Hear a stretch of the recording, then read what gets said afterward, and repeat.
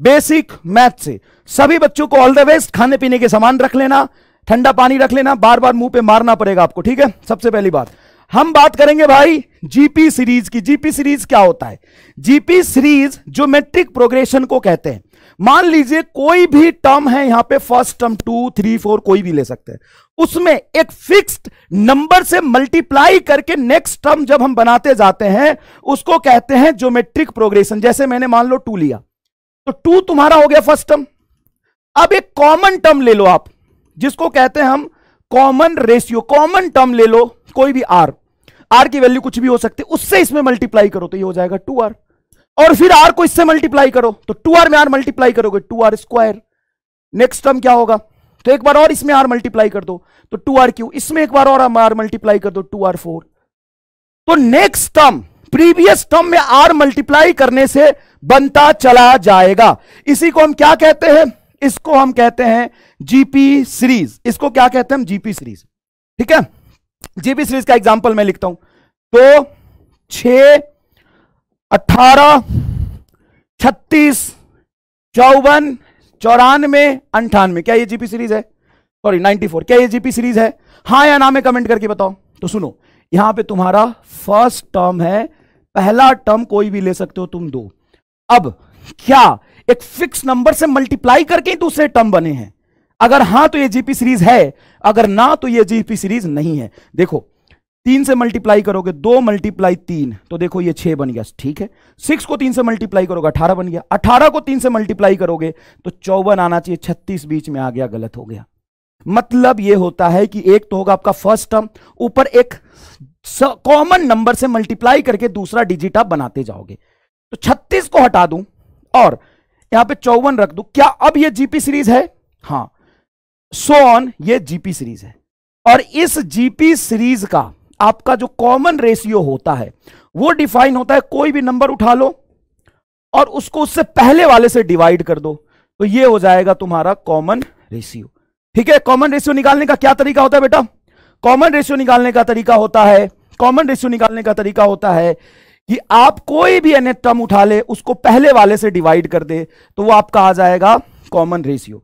इसके सम का फॉर्मूला होता है, सम का फॉर्मूला होता है first term divided by 1 minus common ratio. क्या याद है? याद है भैया? लेकिन एक चीज याद रखिएगा, ये तभी वैलिड है जब कॉमन रेशियो 1 से कम होगा। अगर कॉमन रेशियो 1 से ज्यादा है तो सम का फॉर्मूला क्या होगा ये आपको पढ़ने की जरूरत ही नहीं है। क्या बात कर रहे हो सर? हां, कॉमन रेशियो बेटा 1 से ज्यादा होता है ना, वैसे सवाल फिजिक्स में बनते ही नहीं है। सवाल सिर्फ फिजिक्स में तभी बनते हैं भाई, वही मैथमेटिक्स पढ़ोगे ना जो फिजिक्स में काम आएगा, वही मैथमेटिक्स पढ़ोगे जो फिजिक्स में काम आएगा। अब फिजिक्स में जीपी सीरीज वही काम आता है जिसका कॉमन रेशियो 1 से कम होता है। तो sum is equal to first term divided by 1 minus common ratio. पहला सवाल आपके टीवी स्क्रीन के सामने है।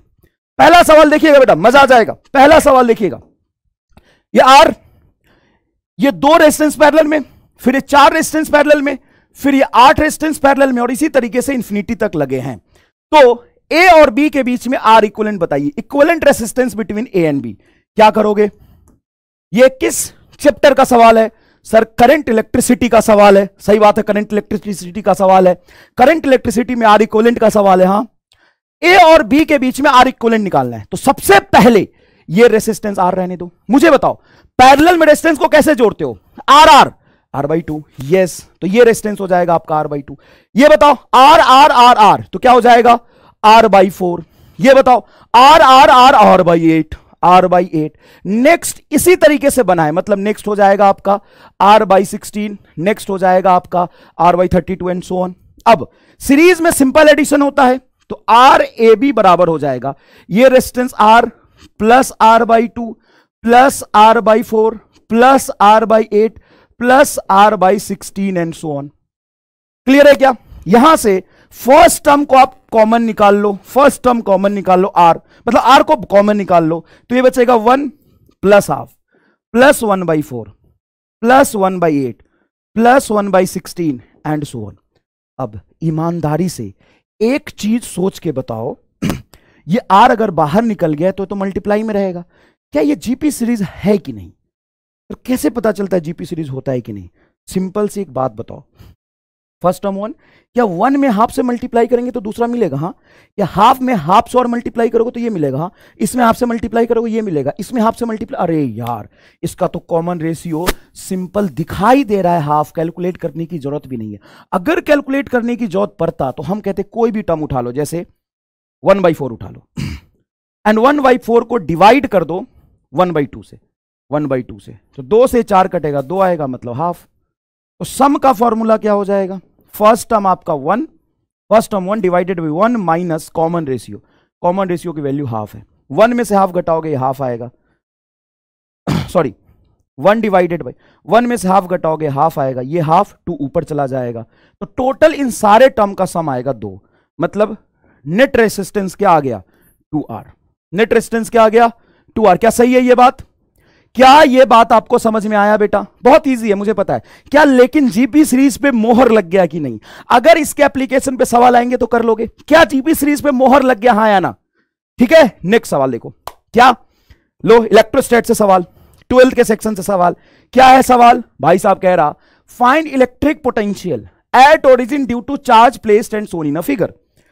कहां कहां चार्ज रखे हैं, 1 मीटर पे क्यों रखा है, 2 मीटर पे माइनस क्यों रखा है, 4 मीटर पे क्यों रखा है, 8 मीटर पे माइनस क्यों रखा है, 16 मीटर पे क्यों रखा है, and up to infinity, up to infinity. अब मुझे यहां पर पोटेंशियल निकालना है, हम जानते हैं साहब पोटेंशियल होता है के क्यू बटा डिस्टेंस, तो इस चार्ज की वजह से यहां पे पोटेंशियल, देखो बेटा पॉजिटिव चार्ज है, यहां से डिस्टेंस कितना हो गया 1 मीटर, इस पॉजिटिव चार्ज का पोटेंशियल यहां पे किधर होगा, लेफ्ट की राइट, जल्दी बताओ, पॉजिटिव चार्ज की वजह से यहां पे पोटेंशियल किधर होगा, लेफ्ट की राइट, जल्दी बताओ, पॉजिटिव चार्ज की वजह से पोटेंशियल किधर होगा, लेफ्ट की राइट, जल्दी come on come on come on, बाकी तो यहां पे 1 आएगा, माइनस क्यू चार्ज है तो माइनस क्यू बटा, यहां से डिस्टेंस इस पॉइंट की कितनी हो जाएगी, यहीं पे पोटेंशियल निकालना है 2 प्लस के क्यू बटा 4, बताओ भैया यार सारा सिस्टम हैंग कर रहा है तुम्हारा, ये चलेगा कि नहीं आज, राइट, वे जूता खोल के मारूंगा, राइट राइट, ये पोटेंशियल मतलब स्केलर फिजिकल क्वांटिटी होता है, ये स्केलर फिजिकल क्वांटिटी का कोई डायरेक्शन नहीं होता, स्केलर फिजिकल क्वांटिटी का कोई डायरेक्शन नहीं होता, ओके सर। तो यहां पे पॉजिटिव चार्ज की वजह से पॉजिटिव, निगेटिव की वजह से निगेटिव, इस पॉजिटिव की वजह से बोलो पॉजिटिव की वजह से सर पॉजिटिव के क्यू बाई 4, निगेटिव की वजह से माइनस के क्यू बाई 8 प्लस के क्यू बाई 16 माइनस के Q by 32 and so on. Scalar का कोई डायरेक्शन नहीं होता, स्केलर का कोई डायरेक्शन नहीं होता, ओके सर। तो प्लस चार्ज की वजह से प्लस, माइनस की वजह से माइनस, प्लस की वजह से प्लस, माइनस की वजह से माइनस, यहां कॉमन निकाल लो के क्यू, तो पहला टर्म होगा 1, दूसरा टर्म होगा हाफ, तीसरा टर्म होगा 1/4, चौथा टर्म होगा 1/8, फिर होगा 1/16 माइनस 1/32 एंड सो ऑन। अब मुझे बताओ क्या ये जीपी सीरीज है, हां या ना, क्या ये जीपी सीरीज है, क्या ये जीपी सीरीज है, हां। तो इस जीपी सीरीज का फर्स्ट टर्म क्या है 1, इस जीपी सीरीज का फर्स्ट टर्म क्या है 1, कॉमन रेशियो क्या है, कॉमन रेशियो माइनस हाफ। कैसे, 1 को माइनस हाफ से मल्टीप्लाई करोगे तो ये बनेगा, अब देखो माइनस हाफ है, इसको माइनस हाफ से मल्टीप्लाई करोगे तो -1 प्लस, इसको माइनस हाफ से मल्टीप्लाई करोगे तो -1/, इसको माइनस हाफ से मल्टीप्लाई करोगे तो 1/60। तो सिंपल सी बात है, इस पूरे टर्म का अगर मैं सम निकालूं तो first term 1 divided by 1 minus common ratio की वैल्यू माइनस हाफ, तो बोलो 1 माइनस माइनस प्लस हाफ 3/2, 3/2, 2 ऊपर चला जाएगा क्या, हां, तो 2/3 आ गया। तो इस पूरे सम 2/3 के क्यू से मल्टीप्लाई कर दो, पोटेंशियल होगा 2 के क्यू बाई 3, 2 के क्यू बाई 3 कितने लोग आया है, 2 के क्यू बाई 3, डन है।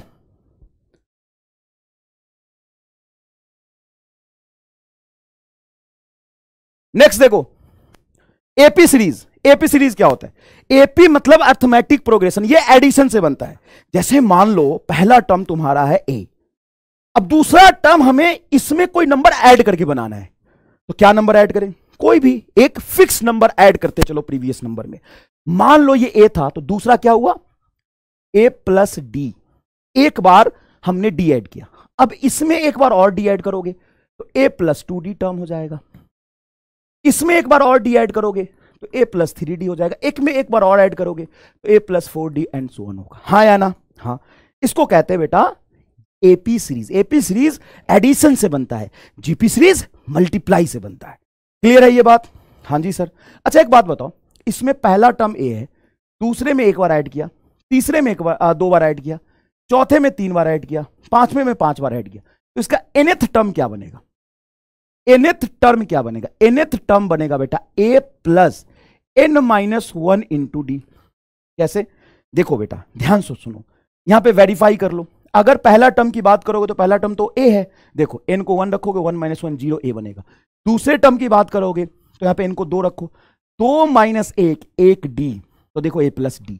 तीसरे टर्म की बात करोगे तो 3 रखोगे, 3 माइनस 1 2 डी, देखो 2 डी।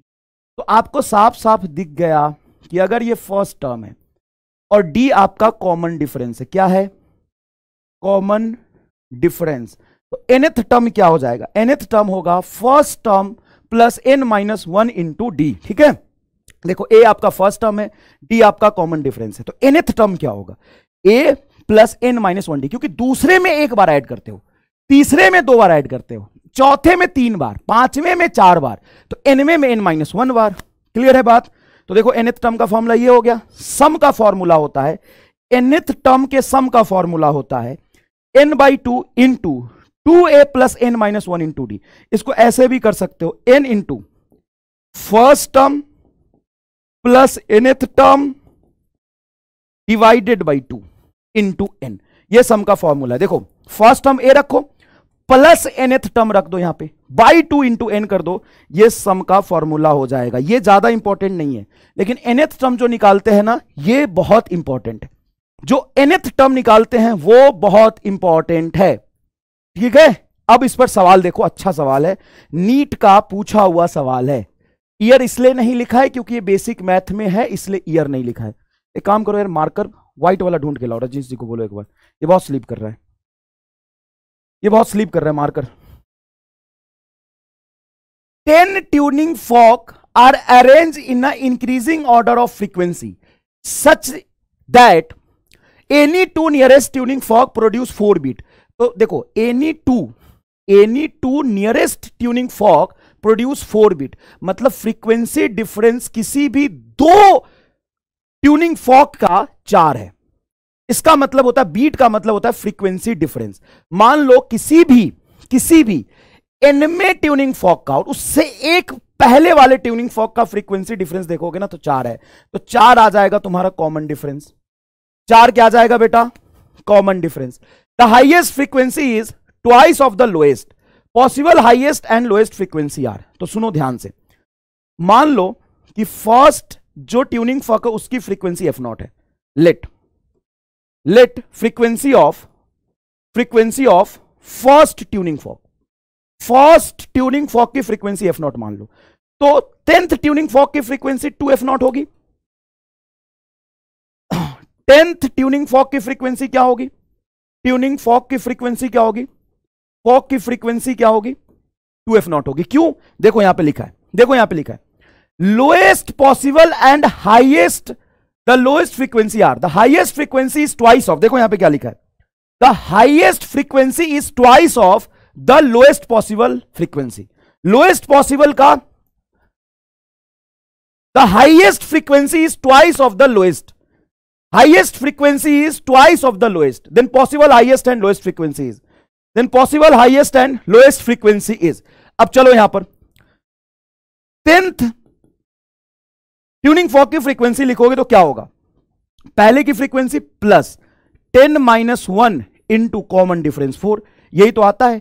किसी भी nth टर्म का वैल्यू क्या होता है? First term plus n minus 1 into common difference, यही होता है क्या? हर एक ट्यूनिंग फॉर्क के बीच में डिफरेंस कितने का है? हर एक ट्यूनिंग फॉर्क के बीच में फ्रीक्वेंसी डिफरेंस कितने का है? 4 का। बढ़िया है ना यार, हमें पता है 10th ट्यूनिंग फॉर्क की फ्रीक्वेंसी 2f0 है, बराबर f0। 10 में से 1 जाएगा, 9 मल्टीप्लाई 4 36। हाँ लो यार, ये बहुत स्लिप कर रहा है, राइटिंग ही खराब हो जा रहा है, ये बज क्यों रहा है अंदर से? सॉरी यार, मेरा इस वाले से लिखने की आदत है ना, इसलिए राइटिंग खराब आ रहा है बहुत। 1 मिनट रुक जाओ बेटा, चिंता करने की जरूरत नहीं है। हाँ अब आएगा मजा, अब आएगा मजा, चिंता मत करो, अब आएगा मजा। तो एफ नॉट को इधर ले आओ, तो 2f में से एफ नॉट जाएगा, तो F naught is equal to 36। तो लोएस्ट फ्रीक्वेंसी आ गया 36, तो हाईएस्ट हो जाएगा 72। फोर्थ आंसर आएगा, बताओ फोर्थ आंसर आएगा क्या? एपी का अच्छा सवाल था, मैं थोड़ा अनकंफर्टेबल फील कर रहा था बेटा, इसकी वजह से, मार्कर की वजह से मैं थोड़ा अनकंफर्टेबल फील कर रहा था, सॉरी बेटा, I am so much sorry. 10th क्यों? क्योंकि 10 ट्यूनिंग फॉर्क है। ये रहा रामलाल, अरे गजब चोमू रे, यहां क्या लिखा है? 10 tuning fork are arrange in increasing order of frequency in such that in such a way that any two nearest tuning fork produce 4 bit। तो किसी भी दो ट्यूनिंग फॉर्क में फ्रीक्वेंसी डिफरेंस 4 की आ गई, तो यही तो तुम्हारा फ्रीक्वेंसी डिफरेंस हो गया, मतलब कॉमन डिफरेंस हो गया। पहले ट्यूनिंग फॉर्क की फ्रीक्वेंसी एफ नॉट मान लिया, अब इसने लिखा है the highest frequency is twice of the lowest, तो highest frequency is twice of the lowest, इसलिए 10th ट्यूनिंग फॉर्क की फ्रीक्वेंसी 2f मान ली है। पहले ही वर्ड है 10 ट्यूनिंग फॉर्क। समझ आया क्या? 10 क्यों लिया, समझ आया क्या? 10 क्यों लिया, समझ आया क्या? अरे भाई चल मैं फिर से समझाता हूं, देख 10 tuning fork are arrange in increasing order of frequency in such a way that any two nearest tuning fork produce 4 frequency difference. 4 beat का मतलब होता है फ्रीक्वेंसी डिफरेंस 4 है, तो किसी दो के बीच में जो डिफरेंस होता है वो कॉमन डिफरेंस हो गया। The highest frequency is twice of the lowest, highest frequency जो है वो लोएस्ट का डबल है, तो 10th ट्यूनिंग फॉर्क की फ्रीक्वेंसी बराबर फर्स्ट की 10th n-1 into common difference. Clear है क्या? ओके, अगला सवाल, अगला कंसेप्ट, लॉग की बात करते हैं। देखो बेटा, लॉग में सभी बच्चों को यह पता होगा एकदम बेसिक से कि लॉग दो तरह का होता है, एक नेचुरल लॉग, एक कॉमन लॉग। तो अगर आपको लॉग ऑन द बेस 10 में दिया है, उसको बेस ई में दिया, उसको बेस 10 में कन्वर्ट करते हैं। जैसे लॉग आपको ऑन द बेस 10 में दिया हुआ है, उसको हम ई में कन्वर्ट करते हैं, तो log x on the base e बराबर होता है 2.303 log x on the base 10। जैसे आपको ये दिया log 2 on the base e, ठीक है भाई, log 2 ऑन द बेस, इसकी वैल्यू आपको नहीं पता, तो आप क्या करेंगे, बेस 10 में जब कन्वर्ट करेंगे तो इसको लिखेंगे 2.303 log 2 ऑन द बेस 10। क्या ये सही बात है? अगर आपको बेस ई में कोई लॉग दिया हुआ है, जब उसको बेस 10 में कन्वर्ट करते हैं तो 2.303 से मल्टीप्लाई करते हैं क्या? फटाफट बता दीजिए बेटा, फटाफट बता दीजिए। log 2 ऑन द बेस ई को ऑन द बेस 10 में कन्वर्ट करेंगे, 2.303 log 2 ऑन द बेस 10 होगा। क्लियर? ओके, नेक्स्ट देखिए, log 2 ऑन द बेस 10 की वैल्यू होती है 0.3 और log 3 ऑन द बेस 10 की वैल्यू होती है 0.47, जिसको आप 0.5 भी मान सकते हैं। log 1 ऑन द बेस ई हो या log 1 ऑन द बेस 10 हो, इस ये डिफाइन नहीं होता, ये 0 ही होता है। क्लियर है? अब log की कुछ property, log a into b, log x into y on the base a है, जब log प्रोडक्ट में होता है तो एडिशन में कन्वर्ट हो जाता है क्या? log x into y on the base a को लिखेंगे log x on the base a plus log y on the base a। जब डिवीजन में होता है तो यहां पे सब्ट्रैक्शन आ जाएगा। क्लियर है? मेन लॉग का जो पावर है लॉग के बाहर आ जाता है, चेक कर लो क्या ये सारी चीजें पढ़ी हुई है, याद है? ओके, देखो यहां पे क्या है, इसको मैं काट के फिर से लिखता हूं। देखो log x on the base a का पावर n, जब बेस का पावर हो तो बाहर निकलता है तो 1/n के टर्म्स में आता है, ये होगा 1/n log x on the base a। Clear है क्या ये बात? क्लियर है क्या ये बात? फटाफट बता दीजिए, क्लियर है क्या ये बात? याद है? ओके, एंटी लॉग याद है क्या? जैसे मान लो लिखा y is equal to e का power log x on the base e. अगर मैं इसका एंटी लॉग लेता हूं, क्या लेता हूं? एंटी लॉग लेता हूं, इसका क्या मतलब है? तो एंटी लॉग लेने का बहुत आसान सा मतलब है कि इसको आप पावर के टर्म्स में कन्वर्ट करना चाहते हो। सुनो, यहां से लॉग एंटी लॉग लेंगे तो लॉग हट जाएगा। ये जो होता है ना, असल में ये बेस होता है, ये इसका रिजल्ट होता है और ये होता है पावर। तो एंटी लॉग लेने का मतलब है कि रिजल्ट ई इधर ले आओ, ई का पावर y बराबर x हो जाएगा। सिंपल सी बात होती है। जब भी कोई लॉग लिखा होता है, जैसे यहां पे मैंने लिखा है y is equal to log x on the base e, ठीक है, इसका मतलब होता है कि ई तो तुम्हारा बेस है और ये जो y है ना, लॉग का जो रिजल्ट होता है, ये जो y है ना, ये असल में पावर है, और ये आपका x क्या है, रिजल्ट है। किसका पावर है, ये e का पावर है। जब log यहां से हटाओगे तो e का पावर y बराबर x हो जाएगा। क्या यही होता है एंटी लॉग?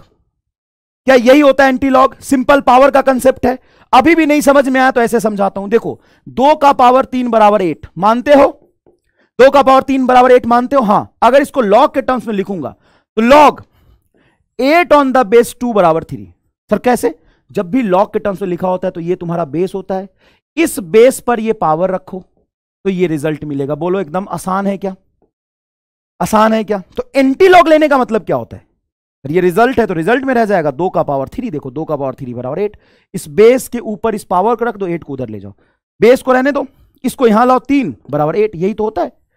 आग लगा दो अगर ये बात समझ में आ गया तो कमेंट बॉक्स में आग लगा दो। अगर ये बात फील आ गई होगी तो कमेंट बॉक्स में। क्या ये सिंपल है बेटा? क्या ये सिंपल है? चलो अब सवाल करके दिखाओ। क्या है सवाल?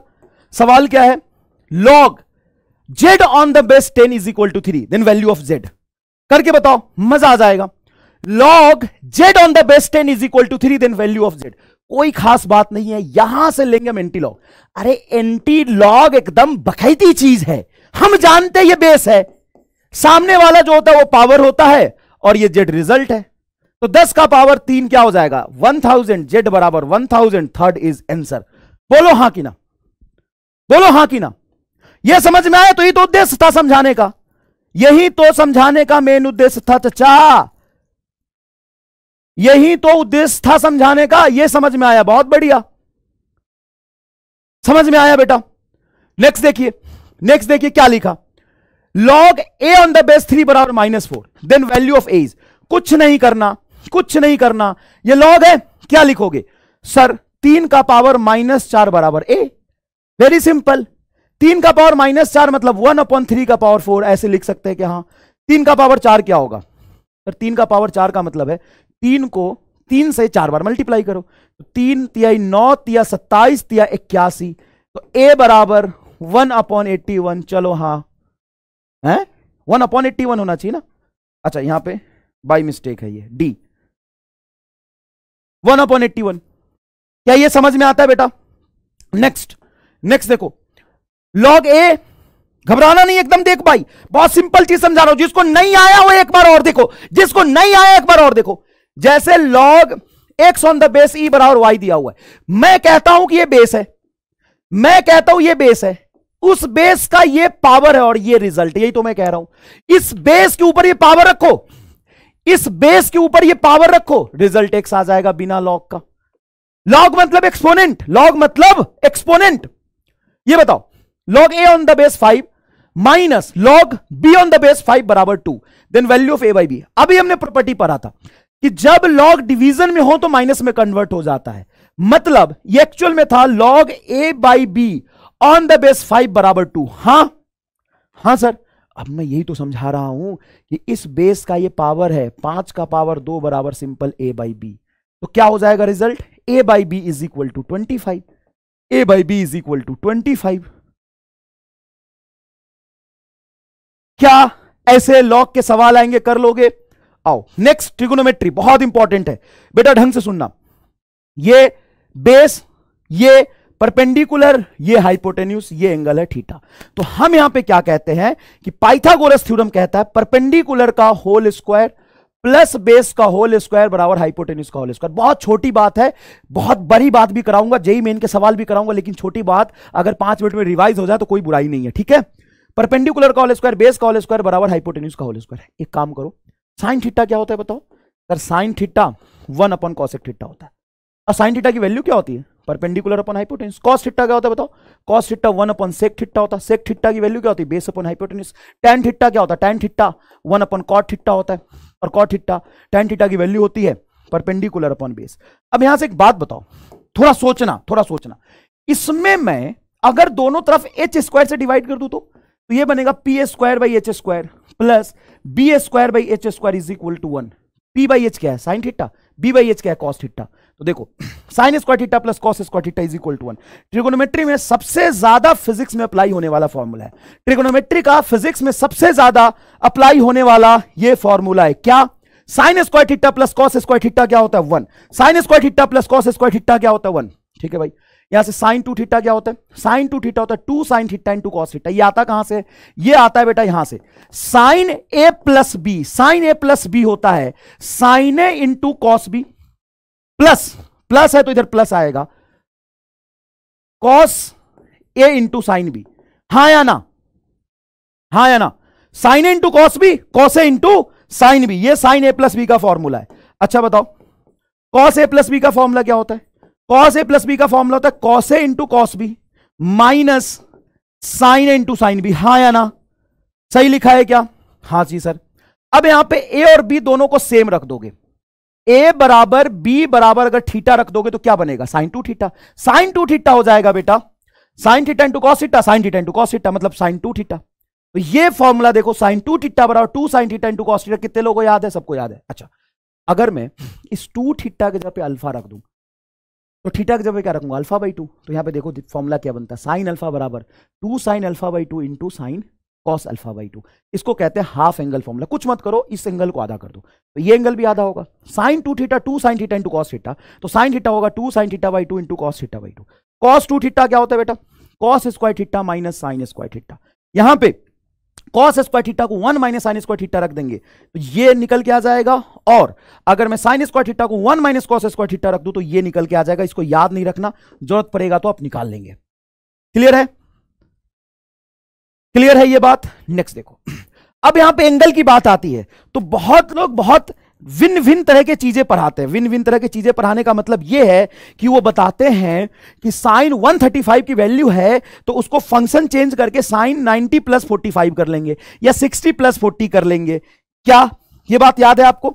अगर मैं आपसे अचानक से पूछ लूं, जरूरत पड़े कहीं, साइन 120 की वैल्यू बताओ, तो क्या इसमें ट्रिगोनोमेट्री का फंक्शन चेंज करके निकालोगे?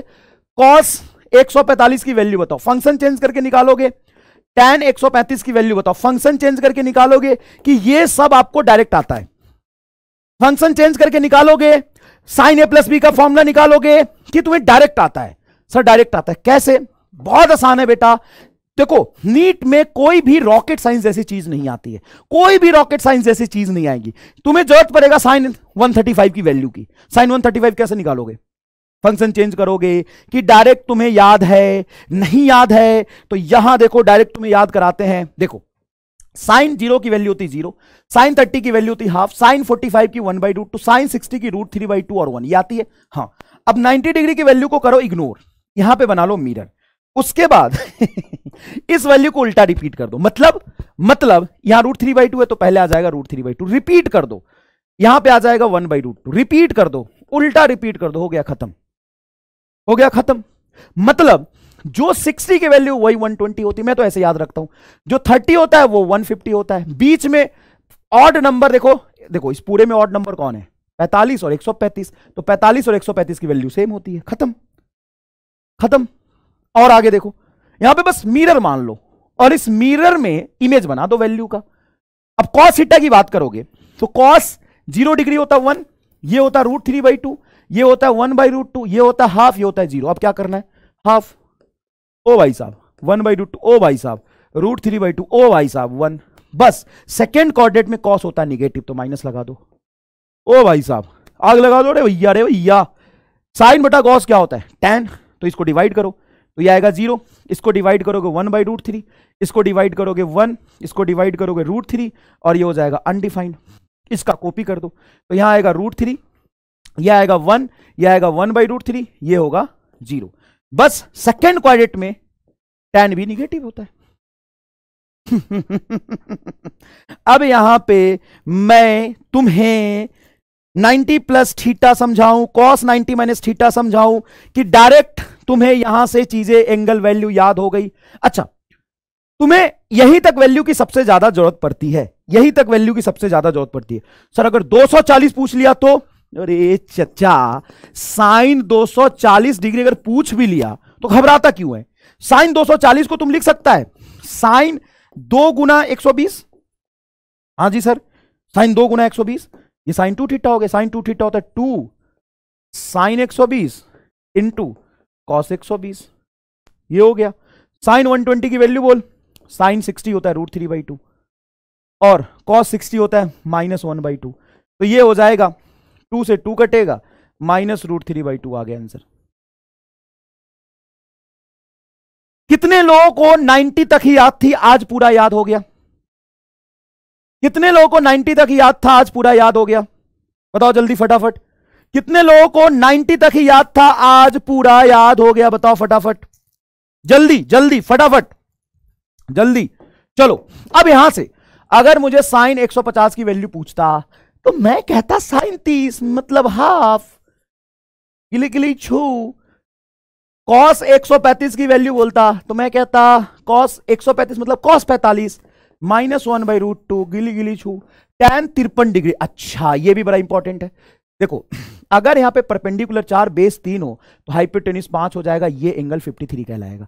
तो यहां से tan 53 डिग्री होता है बेटा 4/5, साइन 53 डिग्री होता है, फिजिक्स में काम आएगा ये 53 हो गया ना, तो tan 53 perpendicular upon base 4/3, sorry ये होगा 4/5 और cos 53 डिग्री हो जाएगा 3/5। समझ गए क्या? हाँ, तो ये एंगल अगर आपका 90 है परपेंडिकुलर बेस में तो ये क्या होगा 37। तो अगर ये एंगल 37 में यहां से कहूं तो बेस और परपेंडिकुलर इसके लिए चेंज हो जाएगा, हाइपोटेन्यूज वही रहेगा। हाँ, तो यहां पे tan 37 डिग्री हो जाएगा 3/4, हाँ या ना? साइन 37 डिग्री हो जाएगा 3/5 और cos 37 डिग्री हो जाएगा 4/5। ये जरूरत पड़ता है इसकी। और इन सब वैल्यू में अगर तुम कंफ्यूज हो रहे हो ना कि कब 3/5 कब 4/5, तो एक MR स्टार्ट दे दूं क्या? सिंपल सी एक सोच बता दूं क्या? क्या सर? सिंपल सी एक सोच बता दूं क्या? साइन थीटा की वैल्यू बढ़ती है थीटा के बढ़ाने से, हाँ या ना? सर घटती भी है ग्राफ में अप टू 90, हाँ, कॉस थीटा की वैल्यू घटती है थीटा बढ़ाने से 90 डिग्री तक, और टैन थीटा की वैल्यू बढ़ती है द्रुत गति से थीटा बढ़ाने पे। कैसे? अब कैसे देख लो ना यार टेबल में। दूसरी बात, इससे फायदा क्या होगा? मैं अपने आप को एज अ गधा, बाहियात और बेवकूफ स्टूडेंट की तरह जब मैं पढ़ता था तो मुझे हमेशा ना कंफ्यूजन होता था। किसमें कंफ्यूजन होता था? अरे यार tan 30 और tan 60 मुझे याद ही नहीं रहता, कौन √3 कौन 1/√3। अब याद रहेगा कैसे? tan में एंगल छोटा तो वैल्यू छोटा, एंगल बड़ा तो वैल्यू बड़ा, करके देख लो। tan में एंगल छोटा तो वैल्यू छोटा, एंगल बड़ा तो वैल्यू बड़ा, करके देख लो, करके देख लो भाई, करके देख लो। अच्छा, अब तुम्हें मान लो कंफ्यूजन होता tan 37 tan 53, जो एंगल बड़ा उसमें वैल्यू बड़ी होगी, जो एंगल बड़ा उसमें वैल्यू बड़ी होगी। बताओ कितने लोग MR की तरह बेवकूफ बच्चे हैं? बताओ MR की तरह कितने लोग बेवकूफ बच्चे हैं? बताओ कितने लोगों को ये कंफ्यूजन होता था? tan 37 tan 53 में कितने लोगों को कंफ्यूजन होता था? बताओ क्या अब रहेगा? नहीं, tan 53 की वैल्यू ज्यादा तो 4/3, tan 37 कम मतलब 3/4। ओहो आग लगा दी भाई, सब मेरे जैसे बकलोल थे यार। कोई बात नहीं, मैंने भी जीवन में कुछ किया है तो तुम भी करोगे, चिंता मत करो, तुम भी कुछ करोगे जीवन में भाई, ऐसी बात नहीं है, तुम करोगे अपने जीवन में कुछ बड़ा। आओ, प्रोजेक्टाइल में बहुत जरूरत पड़ती है। साइन थीटा की वैल्यू अगर पता है तो कॉस थीटा की वैल्यू निकालो, कुछ ना करेंगे। साइन थीटा यहां पे दिया 4/5, साइन थीटा होता है परपेंडिकुलर अपॉन हाइपोटेन्यूज। हाँ सर ठीक है, ठीक है सर ठीक है। तो एक बात बताओ, अगर परपेंडिकुलर को 4 मानता हूं, हाइपोटेन्यूज को 5 मानता हूं, तो यहां पे बेस 3 नहीं हो जाएगा? अरे अभी अभी तो ट्रायंगल बना के दिखो इधर। हाँ तो हो गया ना, कॉस थीटा की value base upon hypotenuse, base की वैल्यू 3, हाइपोटेन्यूज 5, 3/5। कॉट थीटा क्या होता? 1/tan theta, 1/tan theta. ये perpendicular upon base, tan theta perpendicular upon base, perpendicular 4 base 3, 3/4 हो जाएगा। बोलो समझ में आया? बोलो समझ में आया? छोटी बात है लेकिन इसको सीख लेंगे हम लोग। चलिए आगे बढ़ते हैं, चलिए आगे बढ़ते हैं। अच्छा एक बढ़िया सवाल है, बढ़िया सवाल मैंने बनाया इस सवाल को, जो जवाब बताएगा वो होगा आज का महाबकलोल। सही जवाब बताने वाला होगा आज का महाबकलोल। तो देखते हैं आज की क्लास का महाबकलोल कौन है। y बराबर 3 cos 3 थीटा, y बराबर 3 cos 3 थीटा, y बराबर 3 cos 3 theta. Then find angle at which y will be 0। ओहो, find angle at which y will be 0। Angle बताओ, थीटा की वैल्यू बताओ जहां पे y 0 होगा। 90 डिग्री चाचा मात खा गए ना। अरे नहीं, देखो y 0 तब होगा जब cos के अंदर वाला एंगल ये 90 हो जाए, और ये 90 हो जाए मतलब 3 थीटा के जगह पे 90 हो जाए। हां, तो थीटा 30 डिग्री होगा ना, मतलब 30 डिग्री पे cos की वैल्यू 0 होती। cos 3 थीटा की वैल्यू 0 जब तब होगी जब थीटा 30 होगा। बताओ चमका कि नहीं चमका? अच्छा, जितने लोग गलती कर रहे थे, क्या वो सभी के सभी जल्दीबाजी में गलती कर रहे थे? जितने लोग गलती कर रहे थे, क्या सभी के सभी जल्दीबाजी में गलती कर रहे थे? भाई यहां देख, ये कह रहा है कि y कब 0 होगा? जब ये cos ये पूरा 0 हो जाए। ये कब 0 होगा? जब ये एंगल 90 हो जाए, मतलब cos के अंदर एंगल 90 हो जाए, मतलब 3 थीटा 90 हो जाए तो थीटा 30। बताओ मजा आया कि नहीं आया? Object is projected with speed u at an angle theta from vertical. Then find formula of maximum height, range and time period. अब भाई नीट की तैयारी कर रहे हो, 10 दिन बाद पेपर है, तो कम से कम टाइम पीरियड का फॉर्मूला तो याद ही होगा, 2 sin थीटा बाई जी होता है, और मैक्सिमम हाइट का फॉर्मूला याद ही होगा, u square sine square theta by 2g होता है, और रेंज का फॉर्मूला होता है u square sine 2 theta by g. याद है क्या? हाँ, लेकिन नीट 22 में भी एक ट्रिक पूछ लिया था, ट्रिकी सवाल पूछ लिया था कि यू से प्रोजेक्ट किया लेकिन वर्टिकल से एंगल थीटा है। अरे यार, तो सर अब कुछ भी नहीं, ये एंगल आपका हो जाएगा 90 माइनस थीटा। सही बात है ना, टोटल 90 होता है, तो ये एंगल क्या हो जाएगा? 90 माइनस थीटा। अब कुछ मत करो, जहां भी थीटा वहां पे 90 माइनस थीटा रख दो। यहां पे जैसे ही तुम रखोगे साइन इस थीटा के जगह पे एंगल पे रखोगे 90 माइनस थीटा, तो क्या बन जाएगा? तो नया टाइम पीरियड हो जाएगा 2u cos थीटा बाई जी। मानते हैं इस बात को? हाँ।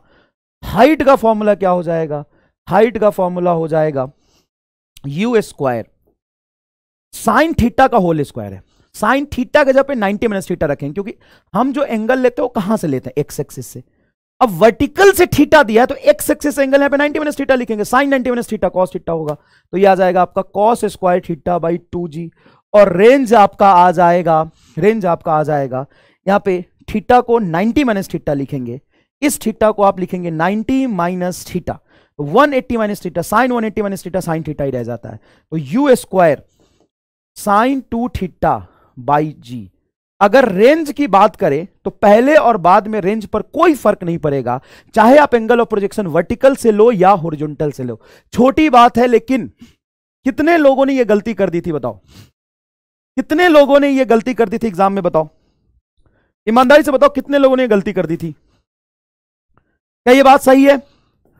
फंक्शन चेंज में ना साइन 90 माइनस थीटा तुम्हारा कॉस थीटा होता है, कॉस 90 माइनस थीटा तुम्हारा साइन थीटा होता है, और sine 180 minus theta sine theta ही रह जाता है। यहां तक तुम अगर याद रख लोगे ना तो फंक्शन चेंज की ज्यादा जरूरत तुमको कहीं नहीं पड़ेगी इससे ज्यादा, क्योंकि 0 से 180 तक वैल्यू तुम्हें पहले से याद है। 0 से 180 तक वैल्यू तुम्हें पहले से याद है, बाकी कुछ जरूरत पड़ेगी वो यहां तुम निकाल लोगे यार। दूसरी बात, ये सवाल देख लो ध्यान से, इफ y बराबर a sin theta plus b cos theta, then maximum value of y is root under a square plus b square. ऐसे सवाल फिजिक्स में आ जाते हैं कि 3 sin theta plus 4 cos theta है, तो y की मैक्सिमम वैल्यू क्या होगी? y की मैक्सिमम होगी कोफिशिएंट ऑफ साइन 3 का whole square, coefficient of cos 4 का होल स्क्वायर, बराबर क्या आ जाएगा? 5। बराबर क्या आ जाएगा? 5 आ जाएगा। जब भी कोई चीज, जैसे मान लो यहां पर, मान लो ये फोर्स है, फोर्स की वैल्यू है mg बटा 2 sine theta plus cos theta. Find minimum value of f, find minimum value of f, value of f की मिनिमम वैल्यू बताओ, मिनिमम वैल्यू ऑफ f की मिनिमम वैल्यू बताओ। तो देखो बेटा, f की वैल्यू मिनिमम तभी होगी, mg तो तुम्हारा कांस्टेंट है, जब डिनोमिनेटर मैक्सिमम हो जाए। जब बड़े से बड़े पॉसिबल नंबर से डिवाइड करोगे तो ओवरऑल वैल्यू छोटी होगी। हाँ, इसकी मैक्सिमम वैल्यू क्या होगी? तो जब भी समथिंग साइन और समथिंग कॉस वाला टर्म आए तो उसकी मैक्सिमम वैल्यू याद रखना साइन का मल्टीप्लायर जो है, साइन का कोफिशिएंट है 2 का होल स्क्वायर, यहां पे कॉस का मल्टीप्लायर कुछ नहीं तो 1 हो जाएगा, तो 1 का होल स्क्वायर, ये आ जाएगा बेटा mg divided by root under 2 का whole square 4 plus 5 root 5, mg by root 5 is your correct answer. अगर आपको समझ आ गया तो हां लिख दीजिए, इससे ज्यादा मैं कुछ भी नहीं देखना चाहता। mg by root 5 is your correct answer. देखो कोई भी वैल्यू अगर डिवीजन के टर्म्स में तो वो मिनिमम तभी होगी जब उसका डिनोमिनेटर मैक्सिमम होगा, और कोई भी साइन और कॉस के टर्म्स में एडिशन वाला टर्म है उसकी maximum value root under sine का मल्टीप्लायर प्लस कॉस का मल्टीप्लायर, रूट अंडर साइन का मल्टीप्लायर प्लस कॉस का मल्टीप्लायर। क्लियर है क्या ये बात? क्लियर है क्या ये बात? अब एक छोटा सा सवाल है, क्या sine theta plus cos theta बटा sine theta minus cos theta is 11/5, then find value of tan theta. इसकी जरूरत पड़ती है आपको वेव में, फटाफट सॉल्व कर दीजिए इसको, बहुत आसान है। इसमें कंपोनेंट ऑफ डिवाइड ऑफ कर सकते हैं या डायरेक्टली क्रॉस मल्टीप्लीकेशन से भी कर सकते हैं। 5 को यहां ले जाएं तो ये बनेगा 5 sine theta plus 5 cos theta बराबर 11 sine theta minus 11 cos theta. Sine और कॉस वाला टर्म एक जगह रख दो, तो इसको इधर ले जाओ, तो 11 में से 5 जाएगा 6 साइन थीटा, ये हो जाएगा 6 sine theta minus 11 cos theta को यहां लाओगे तो 16 कॉस थीटा। तो साइन थीटा बटा cos theta is equal to 16/6, 16/6 मतलब 8/3, साइन बटा कॉस होता है tan, tan is equal to हो जाएगा 8/3। मैं सही लिख रहा हूं क्या? 8/3। इसको डायरेक्टली कैसे कर सकते हैं? तो कंपोनेंडो एंड डिवाइडो का कंसेप्ट होता है, देखो यहां प्लस और सेम ही टर्म को यहां पे माइनस किया, तो इसको डायरेक्टली आप लिख सकते हैं साइन बटा कॉस बराबर, इसको प्लस कर दीजिए 11 plus 5 divided by same division वाले टर्म को सब्ट्रैक्ट कर दीजिए, मतलब इस वाले टर्म को ये वाला रूप देना है और इस वाले को इसका रूप देना है। तो सर यहां से tan theta is equal to directly आ जाएगा 11 5 16 बटा 11 में से 5 जाएगा 6, 2 से कैंसिल करेंगे तो 8/3 आंसर। कितने लोगों को ये वाला चीज चमका? मैं आसान भाषा में अगर आपको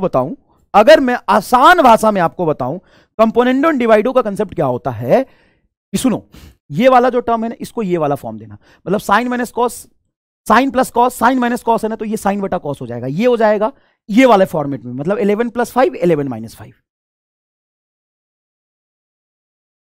तो भाई इतनी मजदूरी करने से तो अच्छा है ना कि ये कर लो। हाँ सर, तो यही सिखाने के लिए तो ये सवाल लेके आया था मैं, और कोई खास बात थोड़ी ना। साइन थीटा 3/5 है, तो यहां पे 3 cos theta plus 4 tan theta निकालोगे, बहुत ईजी है। सिर्फ कमेंट बॉक्स में हाँ मुझे दिखना चाहिए निकाल लेंगे। स्मॉल एंगल अप्रोक्सीमेशन क्या होता है? स्मॉल एंगल अप्रोक्सीमेशन होता है कि अगर एंगल बहुत छोटा है तो साइन थीटा को हम थीटा लिख लेते हैं।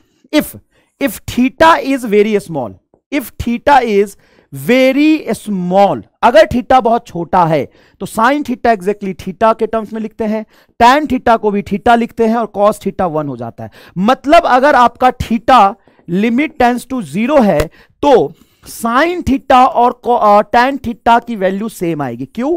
क्योंकि अगर एंगल छोटा है तो साइन थीटा भी थीटा और tan थीटा भी थीटा, मतलब साइन और tan बराबर होते हैं। कॉस थीटा की वैल्यू हम क्या लिखते हैं? 1, अगर एंगल छोटा है तो। फिजिक्स में इसका बहुत इंपॉर्टेंट है, फिजिक्स में इसका बहुत इंपॉर्टेंट। लेकिन याद रखिएगा एक बहुत इंपॉर्टेंट बात, कहीं भी अकेला थीटा घूम रहा होगा तो उसको पक्का रेडियन में रखोगे। अगर साइन के अंदर थीटा है तो रेडियन या डिग्री किसी भी चीज में रख दो चलेगा, लेकिन अकेला थीटा हमेशा रेडियन में आता है। ये सवाल करके दिखाओ, ये सवाल करके दिखाओ। Which of the following option is correct value of tan 2 theta. Which of the following option is correct value of tan 2 theta. tan 2 theta की करेक्ट वैल्यू क्या होगी? तो tan थीटा थीटा होता है, tan थीटा थीटा होता है, tan theta theta होता है, तो यहां पे 2 डिग्री आ जाएगा। बहुत बढ़िया, पहला ऑप्शन गलत, पहला ऑप्शन गलत। क्यों? क्योंकि हम जब tan 2 डिग्री को बाहर निकालेंगे तो ये 2 डिग्री नहीं होगा, डिग्री को रेडियन में कन्वर्ट करेंगे, और 1 रेडियन होता है π/180, सॉरी 1 डिग्री होता है π/180 रेडियन। तो 2 से कटेगा, यहां पे 90 आएगा, π/90 इज योर करेक्ट आंसर। दूसरा जवाब आपका सही होगा। अच्छा, कई बच्चे ये भी कह सकते हैं सर कोई बात नहीं, tan 2 डिग्री को बाहर निकालेंगे, 2 डिग्री छोटा एंगल है तो छोटा रखेंगे तो ये 2 रेडियन हो जाएगा। ये भी गलत है, ये भी गलत है। समझ आया? समझ आया भाइयों बहनों? दो टैन थीटा जब बाहर निकलेगा तो थीटा होगा, और थीटा को किस में कन्वर्ट करके रखेंगे हम? रेडियन में। समझ आया? चलो next next. Which of the following option is correct value of cos 2 degree? ओ भाई, cos 2 डिग्री की वैल्यू क्या होगी?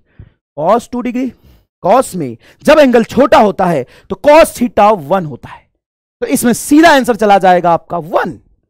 क्लियर है? क्लियर है? ओके।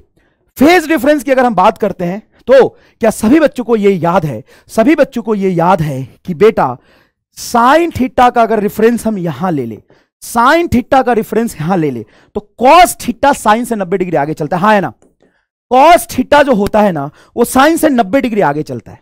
मतलब इसको हम लिख सकते हैं sine 90 plus theta is equal to cos theta, हाँ या ना? कौन आगे चलता है? साइन की कॉस, तो कॉस वाले भैया 90 डिग्री आगे चलते हैं साइन से, हाँ ओके। ये क्या होगा सर? ये माइनस साइन थीटा होगा। ये क्या होगा? ये माइनस कॉस थीटा होगा। इसको हम क्या नाम देते हैं?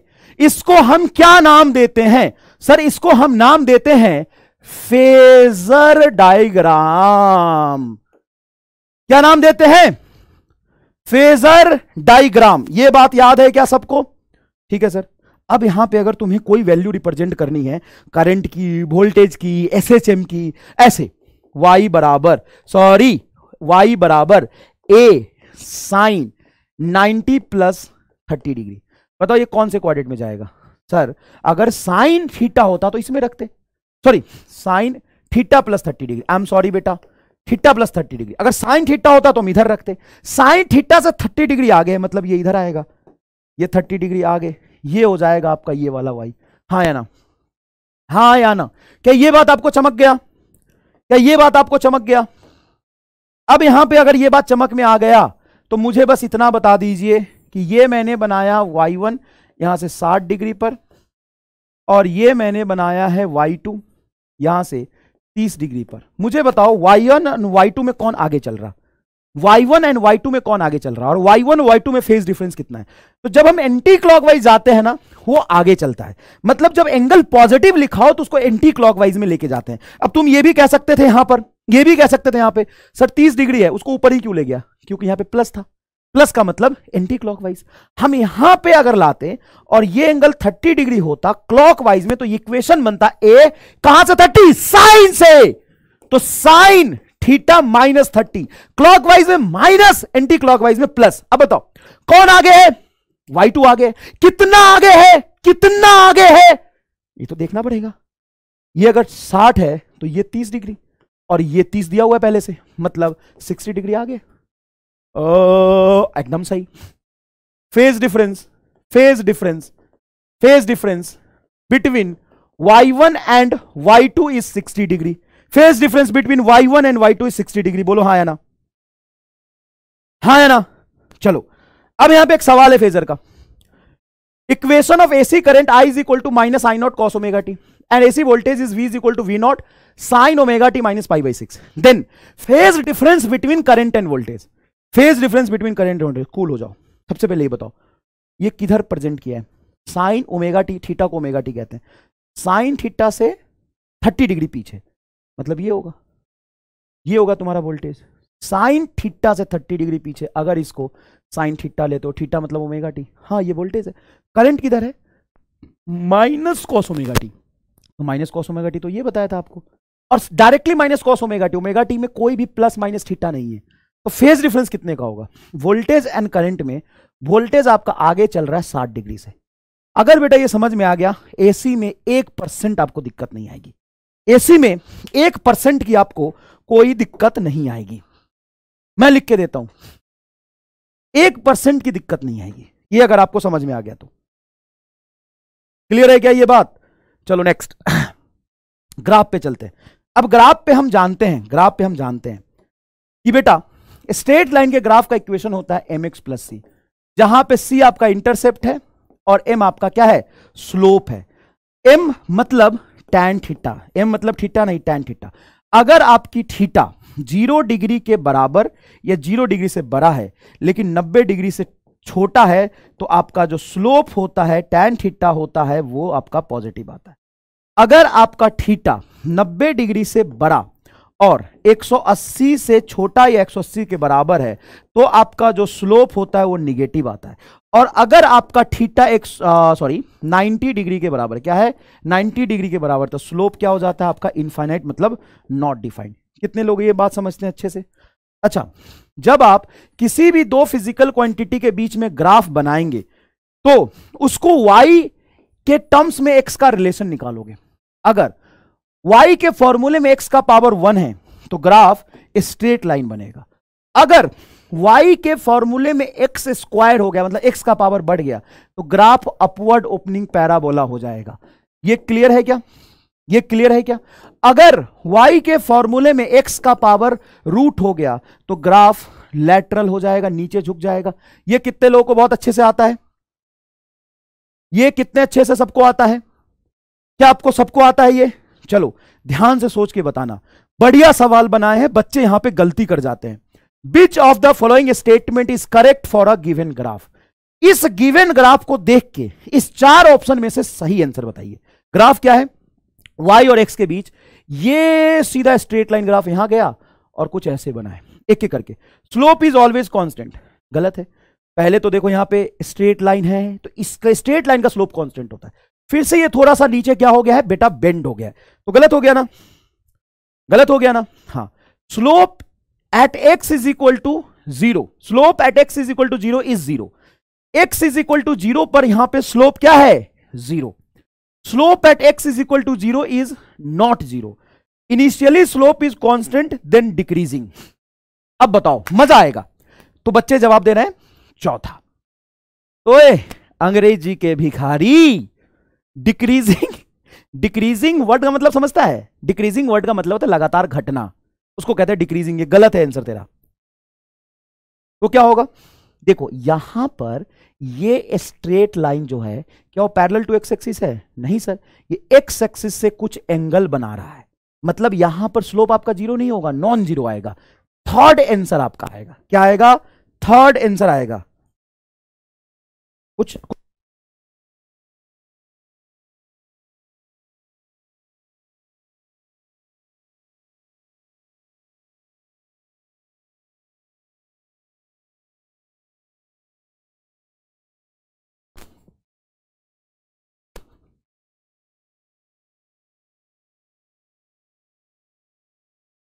आवाज आ रहा है क्या? हाँ बताओ।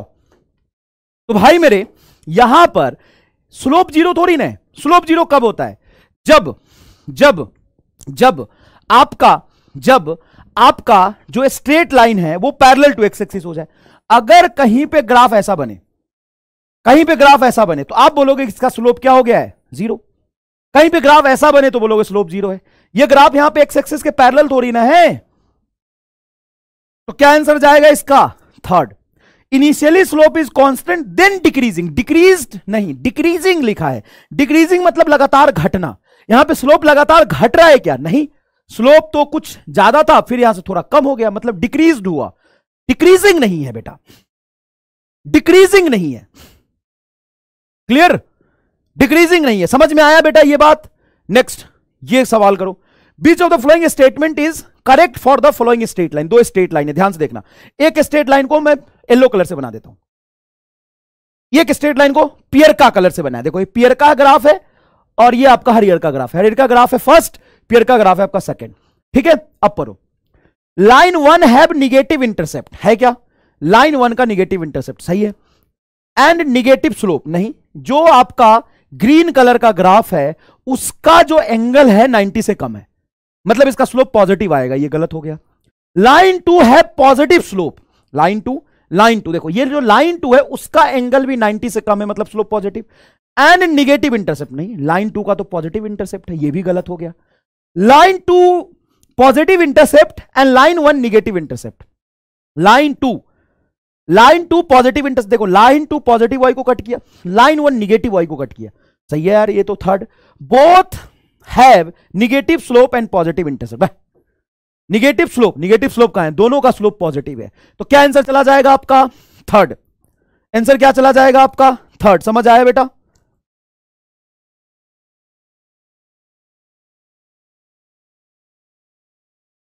आंसर क्लास क्या चला जाएगा आपका?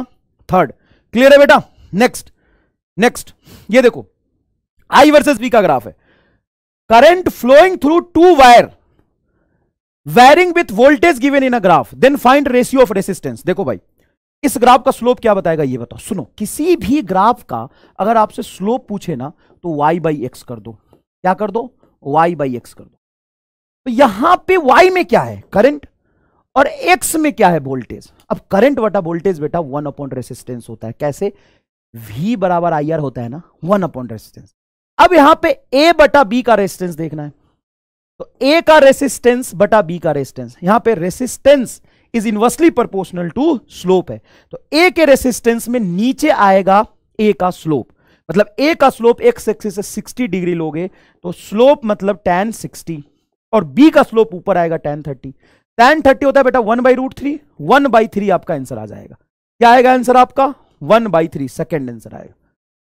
क्लियर है? स्लोप निकालना आता है भाई मेरे, स्लोप निकालना आता है। जैसे किसी फिजिकल क्वांटिटी का आपको नहीं समझ में आ रहा स्लोप क्या होगा, कुछ मत करो, स्लोप के लिए y बाई एक्स कर दो। हम जानते हैं v बराबर आई आर होता है, यहां पे i बाई वी आएगा, तो i v को नीचे ले जाओगे, i by V is equal to 1 upon resistance. तो इस ग्राफ का रेसिस्टेंस क्या हो जाएगा? सर रेसिस्टेंस को यहां ले जाएं, स्लोप नीचे लिख लेते हैं। तो resistance is inversely proportional to slope, and slope का मतलब होता है बेटा tan थीटा। भाई इस पर तो नीट में एक सवाल आएगा ही आएगा, चाहे वो एक्सीलरेशन टाइम ग्राफ से आ जाए, या फिर वेलोसिटी टाइम ग्राफ से आ जाए, डिस्प्लेसमेंट टाइम ग्राफ से आ जाए, काइनेटिक एनर्जी डिस्प्लेसमेंट ग्राफ से आ जाए। बहुत सारे ग्राफ बनते हैं। Pressure and volume related as P बराबर nRT, then which of the following graph is correct. अब देखो PV बराबर nRT, ये तो तुम्हारा कांस्टेंट है, तो pressure is inversely proportional to volume. Inverse relation का ग्राफ हमेशा रेक्टेंगुलर हाइपरबोलिक होता है, तो पीवी का ग्राफ ये है। इसी को तो हम आइसोथर्मल कर्व भी कहते हैं, केमिस्ट्री में भी पढ़ा होगा आपने। इसको हम क्या कहते हैं? Isothermal curve, isothermal curve. ठीक है, अच्छा अगर मैं यहां पे ग्राफ P और V का ना बना के 1 अपॉन V का ही प्लॉट कर दूं, तो भाई P directly proportional to 1 upon V है ना। 1 अपॉन V को फिजिकल क्वांटिटी मान लिया, 1 अपॉन वी को फिजिकल क्वांटिटी मान लोगे तो pressure directly proportional to 1 upon V, तो स्ट्रेट लाइन बनना चाहिए। भी ग्राफ सही है। और P एंड 1 अपॉन T का मानेंगे अगर हम, ये दोनों ग्राफ सही है यार, P और 1 अपॉन T। अरे यार यहां पे थोड़ा करेक्शन में कर देता हूं फटाफट, ये 1 अपॉन वी लिखना है, ठीक है। यहां पे मैं थोड़ा सा इसमें करेक्शन करता हूं, सवाल में ज्यादा डीप में नहीं जाना, इतना भी डीप में नहीं जाना। बोथ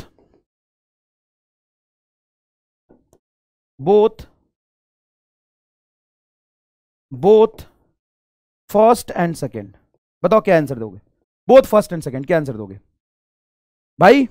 यहां पे P और 1 अपॉन वी को प्लॉट किया, तो गलत हो गए ना। कौन सा ग्राफ सही होगा? Both 1 and second, both 1 and second. Clear है? नेक्स्ट देखो, ये बढ़िया। Which of the following relation is correct for the matter wave. Matter wave de Broglie wavelength lambda is equal to होता है 1 अपॉन h अपॉन p, तो lambda is inversely proportional to p। Lambda और p का रिलेशन देखोगे तो lambda inversely proportional to p है, तो आपका ग्राफ कैसा बनेगा? सर फर्स्ट सही है, lambda inversely proportional to p। और लेमडा और 1 अपॉन p का ग्राफ देखोगे तो लेमडा और 1 अपॉन p का ग्राफ देखोगे तो यही आएगा। लेमडा और p का इनवर्सली प्रोपोर्शनल, ये ग्राफ गलत है, तो यहां पे हो जाएगा बोथ 1 एंड 2 फिर से, बोथ 1 एंड 2 फिर से। क्रिएटिव सवाल लाते हैं थोड़ा, ये सवाल देखो। Object is dropped from the some height, then which of the following graph is correct for the velocity and displacement. किसी ऑब्जेक्ट को यहां से मैंने क्या किया बेटा? ड्रॉप किया। मान लो ये ऑब्जेक्ट है, इसको हमने यहां पे ड्रॉप किया, तो ये धीरे धीरे धीरे धीरे नीचे चलता जाएगा। मान लो एस डिस्प्लेसमेंट पर इसकी जो वेलोसिटी आएगी, उस वेलोसिटी एंड डिस्प्लेसमेंट का ग्राफ प्लॉट करना है, उस वेलोसिटी एंड डिस्प्लेसमेंट का ग्राफ प्लॉट करना है। तो भाई काइनेमेटिक्स में ये चीज तो हम समझेंगे ही। अगर किसी को याद नहीं है, अगर किसी को याद नहीं है तो मैं यहां पे प्लॉट कर देता हूं। v इज इक्वल टू होता है √2gs। अब देखो v is inversely proportional to s आ गया, अभी मैंने बताया था। y is proportional to √x हो तो ग्राफ क्या होगा? x एक्सिस की तरफ बेंड हो जाएगा। अब इन दोनों कंसेप्ट को रिलेट करके देखो, पहला ग्राफ सही आ रहा है क्या? पहला ग्राफ सही आ रहा है। सी कहने वाले, ओ सी कहने वालों जरा समझो यहां पर क्या कहता है ये रिलेशन। v इज, देखो थर्ड इक्वेशन मोशन लगाओ तो इनिशियल वेलोसिटी 0, एक्सीलरेशन तुम्हारा g, यहाँ पे फाइनल वेलोसिटी v। तो third equation of motion v square मैंने cu स्क्वायर बराबर 2a into S. Initial velocity 0 है तो v इज इक्वल टू आ जाएगा √2as। एक्स एक्सिस पे s रखा, ये v, तो v प्रोपोर्शनल टू √s आया। v प्रोपोर्शनल टू √x हो तो ग्राफ एक्स एक्सिस की तरफ झुक जाएगा। अरे क्लियर है क्या? क्लियर है क्या? नेक्स्ट देखो, अब यहां से तुमको मजा आएगा क्या? देखो ये क्या लिखा है बेटा, √y बराबर 4x represent the graph between x and y। तो x एंड y के बीच कैसा ग्राफ होगा? √y बराबर 4x, देखो ना भाई, √y बराबर 4x है, तो y और x के बीच ग्राफ कैसा होगा? जरा ध्यान से देखो, तो लिख सकते हो y इज इक्वल टू, ये रूट इधर आएगा तो 16x स्क्वायर। अब जब y x स्क्वायर हो तो y और x का ग्राफ पैराबोला बनेगा कि नहीं बनेगा? हाँ सर। सर्कल तब बनता जब रिलेशन होता y square plus x square बराबर a स्क्वायर। क्लियर है क्या? स्ट्रेट लाइन तब बनता जब y बराबर mx प्लस c जैसा रिलेशन होता। पैराबोला यहां पे बनेगा, रेक्टेंगुलर हाइपरबोला तब बनता जब y is equal to 1/x होगा। What type of intelligent I am, you know? Don't know? Here see the answer and try to understand. समझने की कोशिश करो चचा, कितना जोरदार तरीके से जो गलत हो रहे हैं उसका रीजन भी आपको समझा दिया मैंने।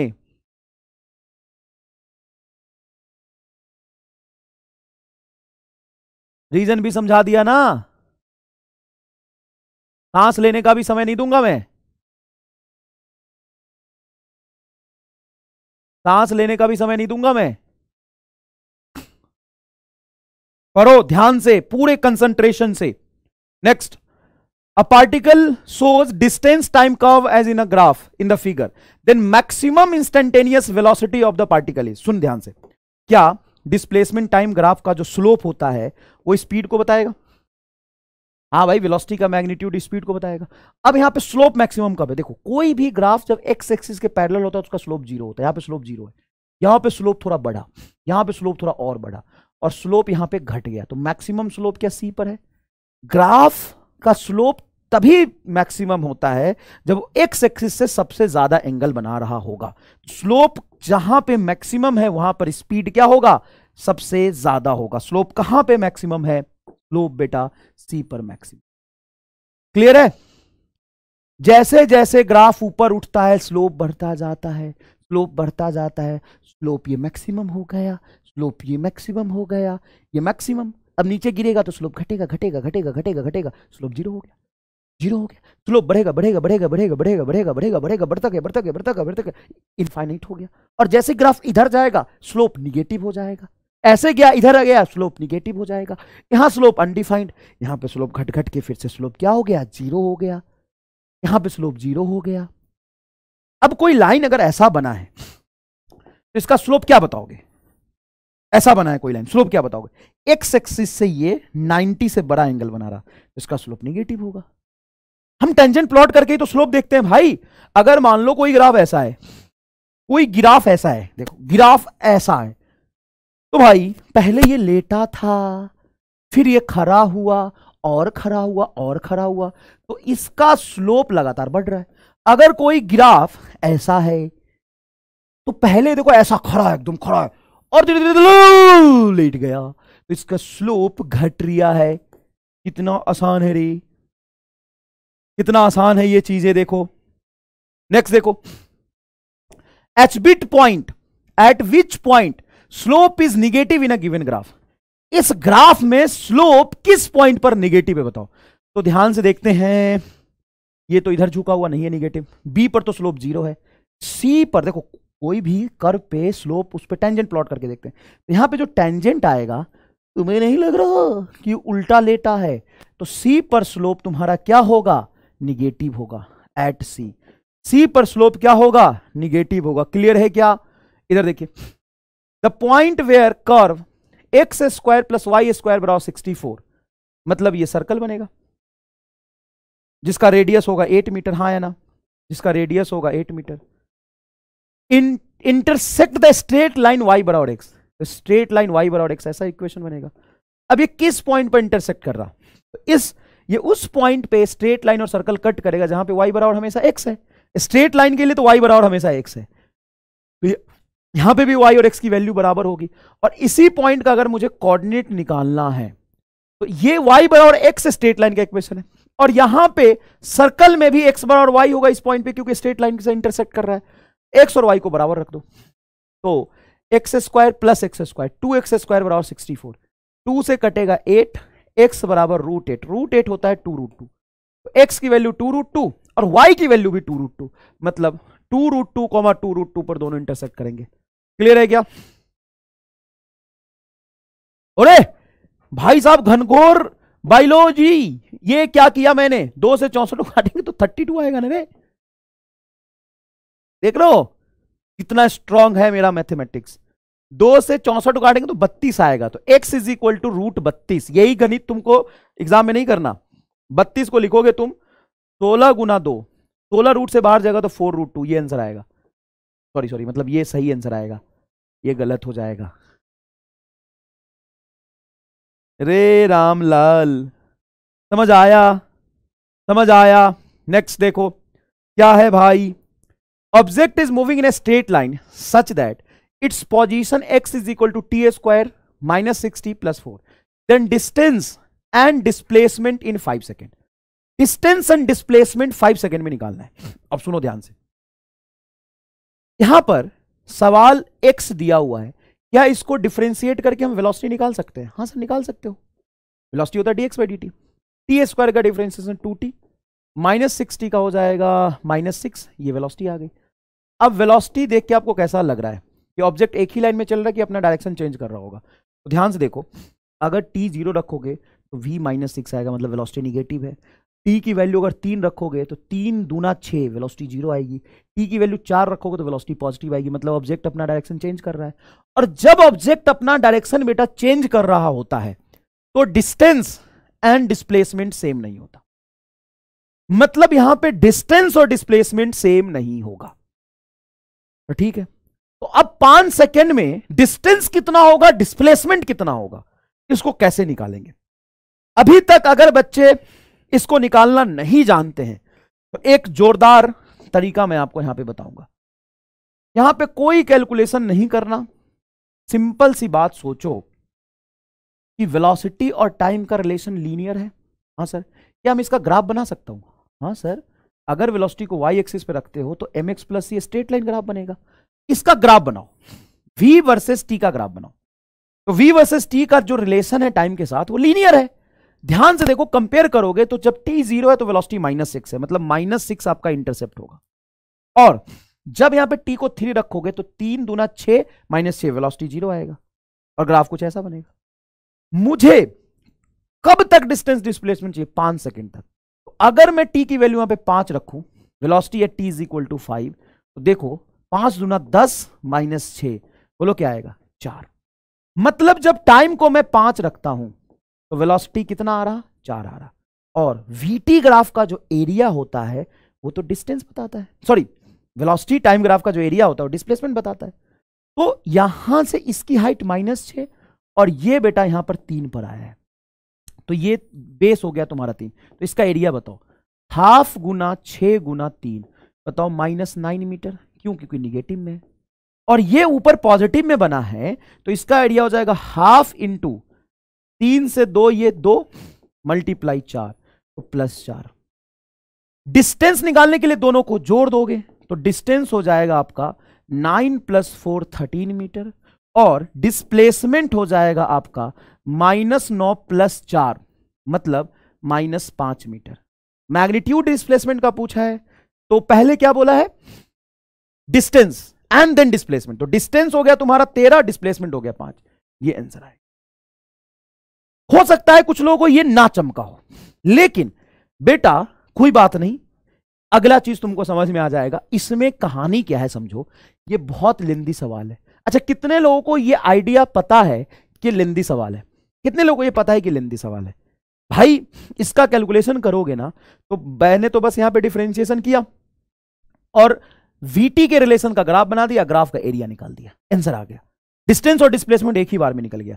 अगर वैसे तुम करो कि वेलोसिटी 3 सेकंड पे 0 हो रही तो 3 सेकंड पे पार्टिकल यू टर्न लेगा, तो x इज इक्वल टू 0 पे पोजीशन निकालो, x इज इक्वल टू 3 पे पोजीशन निकालो, 5 पे पोजीशन निकाल लो, फिर यू टर्न ग्राफ बना के करोगे तो ये लेंदी हो जाएगा। ये सबसे आसान तरीका है करने का, ये सबसे आसान तरीका है करने का। दूसरी बात, हर ऑप्शन से भी तुम जा सकते थे। कैसे ऑप्शन से जा सकते थे सर? ऑप्शन में यहां पे हम ऐसा नहीं सोच सकते कि डिस्टेंस जब यू टर्न है तो ज्यादा ही होगा डिस्प्लेसमेंट से, हाँ तो ये वाला तो आंसर गलत हो गया। और पहले डिस्टेंस फिर डिस्प्लेसमेंट, तो ये आंसर भी गलत हो गया। इस दोनों में आपको कंफ्यूजन थोड़ा रहेगा क्योंकि डिस्प्लेसमेंट 0 भी तो हो सकता है। हाँ, ये दोनों ऑप्शन गलत होगा, ये तो आपको समझ में आ गया। ये दोनों ऑप्शन गलत होगा, ये तो आपको समझ में आ गया होगा। क्लियर? क्लियर? अच्छा सवाल है। डिस्प्लेसमेंट टाइम ग्राफ के एरिया से निकालते हैं। Next, differentiation. देखो, किसी भी कांस्टेंट टर्म का डिफरेंशिएशन क्या होता है बेटा? 0। अगर आपका g कांस्टेंट है तो किसी भी कांस्टेंट टर्म का डिफरेंशिएशन होता है 0। हम जानते हैं ना, इलेक्ट्रिक फील्ड बराबर माइनस dv बाई dr। अगर मैं एक हॉलो स्फीयर के अंदर इलेक्ट्रिक फील्ड पूछूं कितना होता है, हॉलो चार्ज स्फीयर है, हॉलो चार्ज स्फीयर है, चार्ज सरफेस पर है, ये रेडियस है, अंदर में इलेक्ट्रिक फील्ड कितना होता है सर? 0 होता है। क्यों 0 होता है अंदर में इलेक्ट्रिक फील्ड? क्योंकि अंदर में सर पोटेंशियल कांस्टेंट है और E बराबर minus dv by dr। Potential constant है, कांस्टेंट का डिफरेंशिएशन करेंगे तो इलेक्ट्रिक फील्ड 0 आएगा। अरे हाँ, सही बात है यार, पोटेंशियल का डिफरेंशिएशन करेंगे तो इलेक्ट्रिक फील्ड 0 आएगा। अच्छा, पोटेंशियल कांस्टेंट क्यों है? क्योंकि इलेक्ट्रिक फील्ड 0 होता है, कांस्टेंट का डिफरेंशिएशन इलेक्ट्रिक फील्ड को 0 देगा। मतलब पोटेंशियल कांस्टेंट क्यों है? क्योंकि इलेक्ट्रिक फील्ड 0। इलेक्ट्रिक फील्ड 0 क्यों है? क्योंकि पोटेंशियल कांस्टेंट है। बताओ यहां से समझ में आ रहा है क्या ये बात? समझ में आ रहा है क्या ये बात? E बराबर minus dv by dr। Electric field अगर 0 है, कोई भी टर्म का डिफरेंशिएशन अगर 0 है तो पक्का वो टर्म कांस्टेंट रहा होगा, पक्का वो टर्म कांस्टेंट रहा होगा। अच्छा, e के पावर x का डिफरेंशिएशन क्या होता? तो e के पावर x का डिफरेंशिएशन होता सर e का पावर x।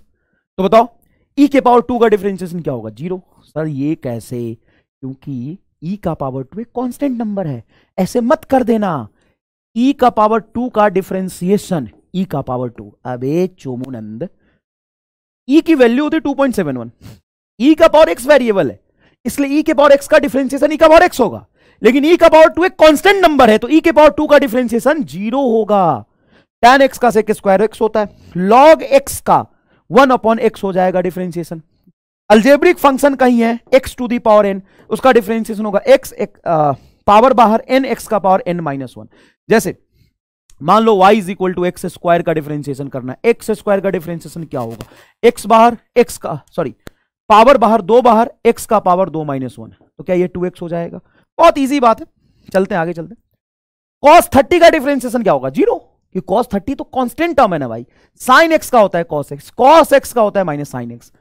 क्लियर है क्या ये बात? अगर कोई ट्रिगोनोमेट्रिक फंक्शन c से स्टार्ट हो रहा होगा उसका डिफरेंशिएशन क्या होता है? निगेटिव होता है। अब ये जेई मेन 2023 का सवाल है। क्या बात कर रहे हो, बेसिक मैथ से सवाल। हाँ भाई, जेई मेन 2013 का सवाल है और यकीन मानो जेई मेन के सवाल 22, 23, 21 भर के लाया हूं मैं। तुमको थोड़ा झलक दिखला देता हूं, आओ झलक दिखलाता हूं तुम्हें।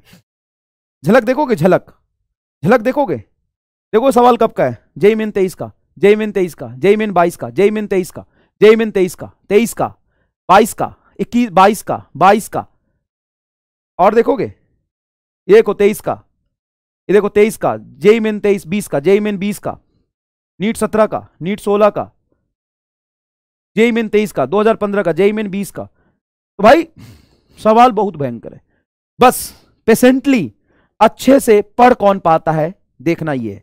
हाँ, बेसिक मैथ में थोड़ा टाइम लग गया लेकिन खत्म हो रहा है, बेसिक मैथ खत्म हो रहा है। उसके बाद हम चलेंगे वेक्टर में, वेक्टर के बाद हम चलेंगे यूनिट एंड डायमेंशन में। ये जेई मेन 2023 का सवाल है, मैं भी देख के घबरा गया कि ऐसा सवाल पूछता है। सवाल क्या पूछा देखो, इफ t बराबर √x+4 then dx/dt at t is equal to 4 is, मतलब dx/dt पूछा है t4 पर, तो dx/dt करने के लिए हमें x का फंक्शन बनाना पड़ेगा। अब देखो ये t बराबर दिया है √x+4, तो हम 4 को उधर ले जाएंगे तो होगा t-4 बराबर √x। इस √x को रूट उधर ले जाओ तो x बराबर होगा t-4 का होल स्क्वायर। अब इसका डिफरेंशिएशन करो, डिफरेंशिएशन में लगेगा बेटा चेन रूल। कोई भी फंक्शन का स्क्वायर होता है तो कुछ का पावर 2 मानोगे तो इसका डिफरेंशिएशन होगा 2t-4 मल्टीप्लाई t-4 का डिफरेंशिएशन t के साथ, तो t का डिफरेंशिएशन 1 और -4 का डिफरेंस 0, मतलब यही आएगा टर्म। हाँ जी सर, क्या बनेगा 2t-4। अब dx/dt की वैल्यू कब पूछी है, dx/dt की वैल्यू पूछी t बराबर 4 पे, तो t बराबर यहां पे 4 रखो, 4 दूना 8, 8 में से 4 जाएगा बेटा, आंसर आएगा आपका 4। अरे हाँ है फर्स्ट आंसर है। बच्चा 2 कह रहा है, कैसे कुछ गलत कर रहा हूं क्या? 2t-8 आएगा, अच्छा हाँ 2t-8 है ये, सॉरी 2t-8, ये 2 अंदर यहां भी तो जाएगा, 4 रखोगे 8 - 8 = 0। आओ हो सॉरी शक्तिमान, बस आई एम सॉरी, बिल्कुल 0 आएगा भैया, बिल्कुल 0 आएगा। 2000 का सवाल है ये, 2000 रुपए मिलेंगे सवाल करोगे तो, और क्या। यहां जो लिखे होते हैं ना वो अपने खाता में लिख लेना, वो पैसा मिलेगा तुमको पूरा पूरा, काटूंगा कुछ नहीं, पूरा का पूरा। Motion of the particle given by the equation this, चलो ये क्या है, इस क्या है, कुछ नहीं लिखा है तो पोजीशन मानेंगे, डिस्प्लेसमेंट मानेंगे, तो एस तुमको ये दे दिया। Then value of acceleration of the particle at t = 1 second, तो कोई बात नहीं, एस दिया है तो इसको डिफरेंशिएट कर देंगे तो वेलोसिटी आ जाएगा, इसको डिफरेंशिएट कर देंगे तो वेलोसिटी आ जाएगा। करो डिफरेंशिएट एक बार, 3t³ 3 बाहर, t³ का डिफरेंशिएशन हो जाएगा 3t² प्लस 7t² का हो जाएगा 7t² का हो जाएगा 2t प्लस 14t का हो जाएगा सिंपल 14। क्लियर है क्या? हाँ, तो ये आ जाएगा तेरा 9t² प्लस 14t प्लस 14, ये तो वेलोसिटी है। पूछा क्या है? एक्सीलरेशन, तो एक बार और डिफरेंशिएट कर देंगे बेटा, ऐसे ही सवाल नीट में आपको डायरेक्टली मिल जाएंगे। तो ये हो जाएगा आपका dv/dt 9t², 9 बाहर, t² का डिफरेंशिएशन 2t प्लस 14 बाहर, t का डिफरेंशिएशन 1, 14 का डिफरेंशिएशन 0, तो ये हो जाएगा आपका 18t प्लस 14। कब पूछा है? t 1 सेकेंड पे पूछा है, तो 1 रखो, 18 प्लस 14, 18 10 28 और 4 32, 32 मीटर पर सेकेंड स्क्वायर। दूसरा आंसर आएगा। कितने लोग आ गया ये, कितने लोग आ गया ये? क्लियर है भाई? चलो 1997 का सवाल है, क्या? Position of x particle varies with this, then acceleration will be 0 at time t। कितना आसान सवाल पूछा है, कितना आसान सवाल पूछा है।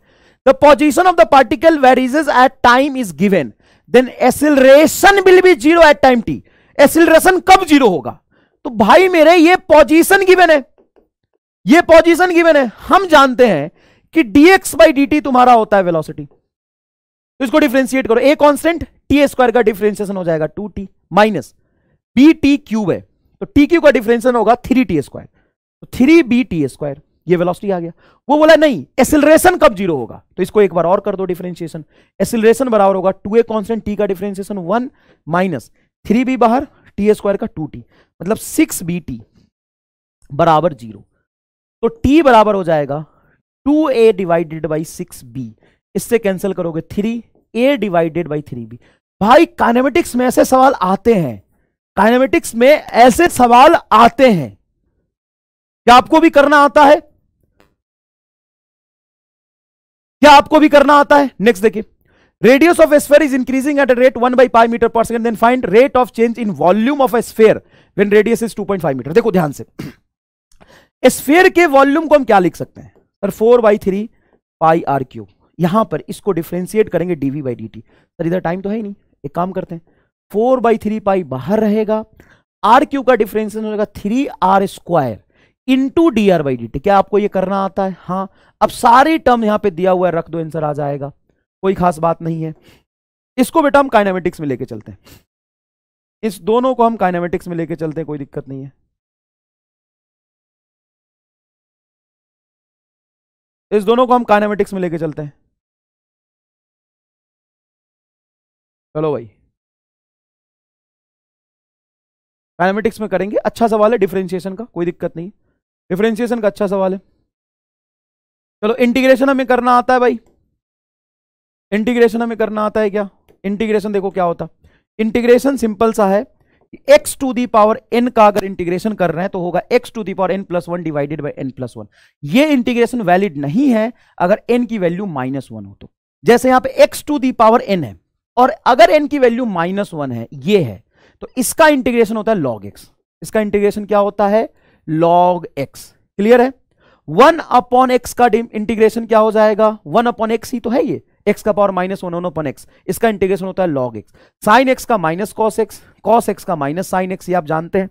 देखो यहां पे चेन रूल ऑफ इंटीग्रेशन क्या है, कोई भी फंक्शन ax प्लस बी के टर्म्स में है तो इसका इंटीग्रेशन होगा ax प्लस बी का इंटीग्रेशन, x प्लस बी का इंटीग्रेशन, और जो x का मल्टीप्लायर है उससे हम क्या कर देते हैं, डिवाइड कर देते हैं। मैं करके दिखाता हूं, जैसे sine 2x plus 5 into d x, इसका इंटीग्रेशन करना है तो इसका इंटीग्रेशन क्या होगा, इसका इंटीग्रेशन होगा माइनस कॉस, साइन का इंटीग्रेशन होता है minus cos 2x plus 5 divided by 2।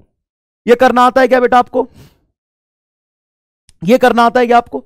अगर मान लो यहां पे है 2x प्लस 3 का whole square into d x, इसका इंटीग्रेशन क्या होगा? सुनो, ये वाला फंक्शन एज इट इज रहने दो, 2x प्लस 3 का पावर 2 है ना, तो 2 plus 1 divided by 2 plus 1, simple algebraic integration होगा। और जो x का मल्टीप्लायर है, जो x का मल्टीप्लायर है उससे डिवाइड कर दो, तो ये हो जाएगा 2x प्लस 3 का पावर 3 बटा 2 प्लस 1 3 मल्टीप्लाई 2 6, ये आ जाएगा। क्लियर है क्या भाई? नेक्स्ट देखो, नीट 2016 का सवाल है ये, क्या कहता है सवाल, पढ़ो। If the velocity of the particle v बराबर at plus bt square, where a and b are the constant, then the distance traveled by it between 1 to 2 second. बताओ कैसे करोगे, distance travel by it in 2 second, बताओ कैसे करोगे? तो सुनो ध्यान से बेटा, वेलोसिटी है, इस v को हम लिख सकते हैं dx बाई dt, dt को उठा के यहां ले जाओगे तो ये आ जाएगा at into D T plus bt square into D T. अब इसका इंटीग्रेशन कर दो 1 से 2 सेकेंड के बीच में, तो लिमिट 1 से 2, 1 से 2, इधर भी इंटीग्रेशन, dx का इंटीग्रेशन आ जाएगा टोटल डिस्प्लेसमेंट बराबर a बाहर, t का इंटीग्रेशन हो जाएगा t स्क्वायर बाई 2, तो ये हो जाएगा at स्क्वायर बाई 2, लिमिट रखेंगे बेटा 1 से 2 तक, प्लस b t स्क्वायर का इंटीग्रेशन हो जाएगा t का पावर 3 बाई 3, लिमिट रखेंगे 1 से 2 तक।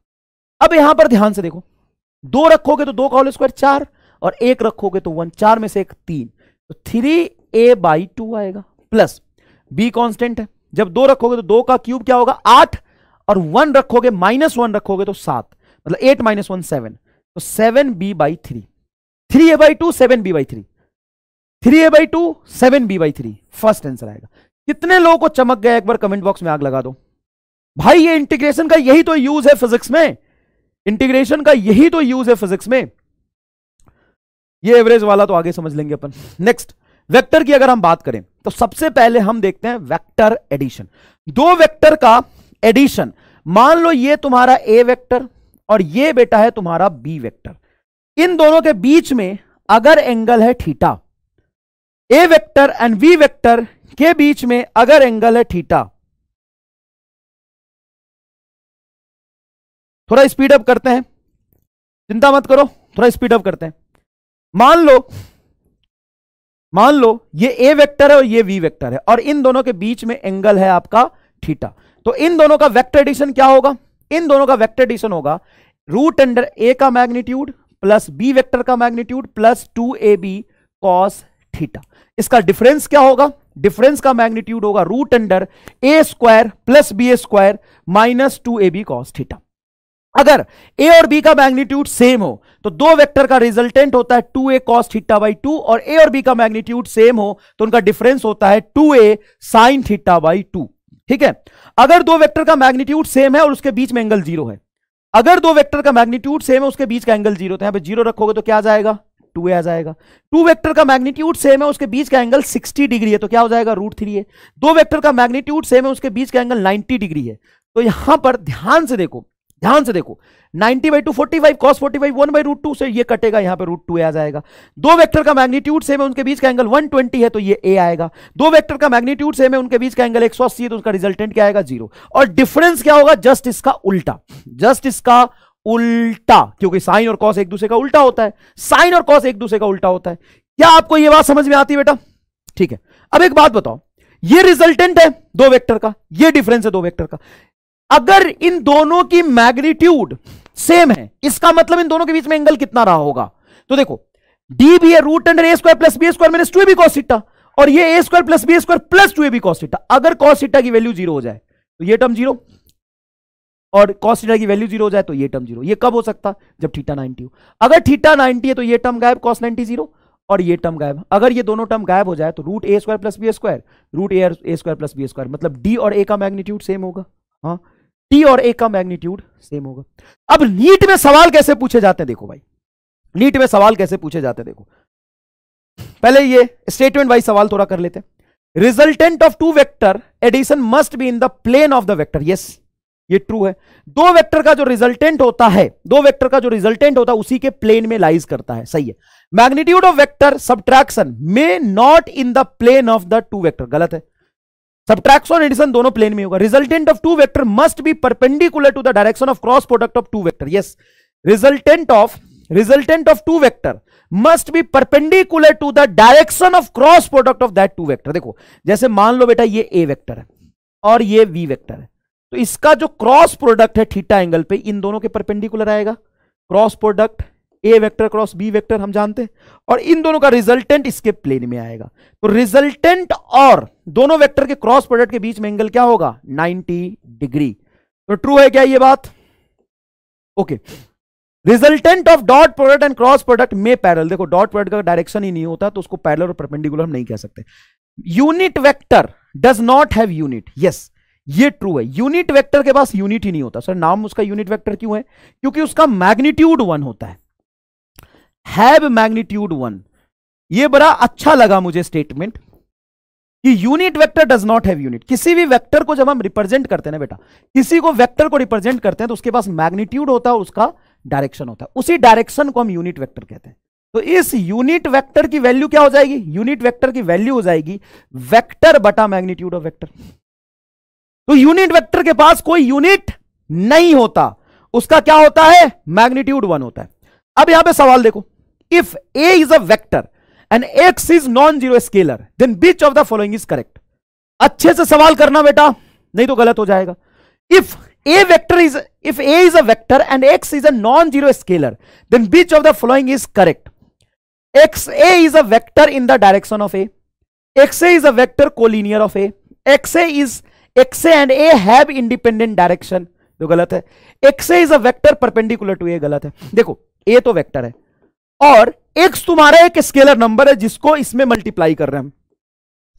तो जो x ए वेक्टर है वो a के पैरेलल होगा कि a के कोलिनियर होगा? बताओ, a के पैरेलल होगा कि a के कोलिनियर होगा? यहां पे मोस्ट ऑफ द बच्चे गलती करते हैं बेटा, मोस्ट ऑफ द बच्चे गलती करते हैं, और मैं जितना आंसर देख पा रहा हूं वो सब के सब गलत है, सब के सब गलत है। मैं जितना आंसर देख पा रहा हूं सब के सब गलत है। यहां पर पहला आंसर आप दे रहे हो, घबराना मत। मैंने भी सवाल देखा था पहली बार तो पहला ही आंसर दिया था। X a is a vector in the direction of a. नहीं, एक्स तो तुम्हारा कोई स्केलर नंबर है, और स्केलर नंबर से अगर किसी वेक्टर को मल्टीप्लाई करते हो तो उसका डायरेक्शन सेम रहेगा, मैग्नीट्यूड चेंज हो जाएगा? ऐसा नहीं है। एक्स अगर तुम्हारा मान लो कोई पॉजिटिव नंबर है तब तो डायरेक्शन सेम रहेगा, लेकिन एक्स निगेटिव नंबर हुआ तो डायरेक्शन एग्जैक्टली अपोजिट हो जाएगा। अपोजिट होने का मतलब कोलिनियर तो रहा ही ना। बताओ, दूसरा सही होगा। खा गए धोखा भैया, अरे बाबू भैया खा गए धोखा। Next, 3 given by 2i cap 2j cap, 2i cap minus 2j cap minus 4 cap minus 4i cap plus k cap, then object will move along. अभी 3 फोर्स लग रहा है। 3 force given by this this and this, then object will move along. तो object कहां जाएगा? तीनों को जोड़ दो, 2i plus 2j plus 2i minus 2j minus 4i plus k। तो भाई 2i और 2i, 4i से 4i कट गया, खत्म। प्लस 2j से 2j कट गया, k मतलब z एक्सिस में जाएगा। थर्ड आंसर आ गया। किधर जाएगा? z एक्सिस में जाएगा। नेक्स्ट, एम्स 2001 का सवाल है। Two vector of equal magnitude have a resultant equal to either of them in magnitude, then angle between them is. दो ऐसे वेक्टर जिनका मैग्नीट्यूड सेम है and resultant equal to the magnitude of vector, then angle between them is 120 degree. Comment box में आग लगा के बता दो कि सर ये तो रटा हुआ है। जो लोग नहीं कर पाए, दो ऐसे वेक्टर जिनका रिजल्टेंट दो ऐसे वेक्टर जिनका मैग्नीट्यूड सेम होता है, उनके रिजल्टेंट का फॉर्मूला होता है 2a cos theta by 2। Sir ऐसा हो सकता है कि रिजल्टेंट वेक्टर के मैग्नीट्यूड के बराबर हो जाए, वही तो लिखा है, resultant equal to either of them, मतलब रिजल्टेंट वेक्टर के बराबर हो गए तो कट जाएगा, 2 को इधर ले जाओ, तो half is equal to cos theta by 2। अब cos एंगल की वैल्यू हाफ कब होती है, तो थीटा 60 डिग्री हो, तो थीटा बाई 2 यहां पे 60 डिग्री होगा, मतलब theta is equal to 120 degree. मैंने प्रूफ भी कर दिया तुम्हारे लिए, मैंने प्रूफ भी कर दिया, लाइक करना नहीं था। ये एम्स 2004 का सवाल है। अरे भाई साहब, AIIMS the direction of the angular velocity vector is along. Angular velocity बेटा एक्सियल वेक्टर होता है। एंगुलर वेलोसिटी क्या होता है, एंगुलर वेलोसिटी बेटा कैसा होता है, एक्सियल वेक्टर होता है। इसकी डायरेक्शन हमेशा परपेंडिकुलर टू द एक्सिस रहती है, आउटवर्ड टू द रेडियस। क्या होगा, ना ना ना ना ना, inward to the axis of rotation, axis of rotation के अलोंग आएगा। जैसे इसके एग्जांपल और है, इसके एग्जांपल और है, जैसे टॉर्क, जैसे टॉर्क, जैसे angular momentum, angular momentum, angular acceleration, ये एक्सियल वेक्टर होता है, ये एक्सिस ऑफ रोटेशन के अलोंग होते हैं। नीट 2015 का सवाल है, ध्यान से देखिएगा। Two vector A and B such that A plus b बराबर r, okay, and magnitude of a बराबर magnitude r, then angle between the vector is, angle between the vector is, क्या कह रहा, ए का मैग्नीट्यूड बी के बराबर, B का are, अरे तो 120 डिग्री होगा, 120 डिग्री होगा। और मैं तुम्हें एक बात बताऊं, नीट कब है, 7 मई को, मैं 25 मई को यहां पे आऊंगा दोबारा, यहां पे तुम्हारे सामने खड़ा हो जाऊंगा और मैं तुम्हारे सामने ये खोल के दिखा दूंगा जितना मैंने पीडीएफ पढ़ा है, 20 सवाल यहां से होंगे, मैं दिखा दूंगा।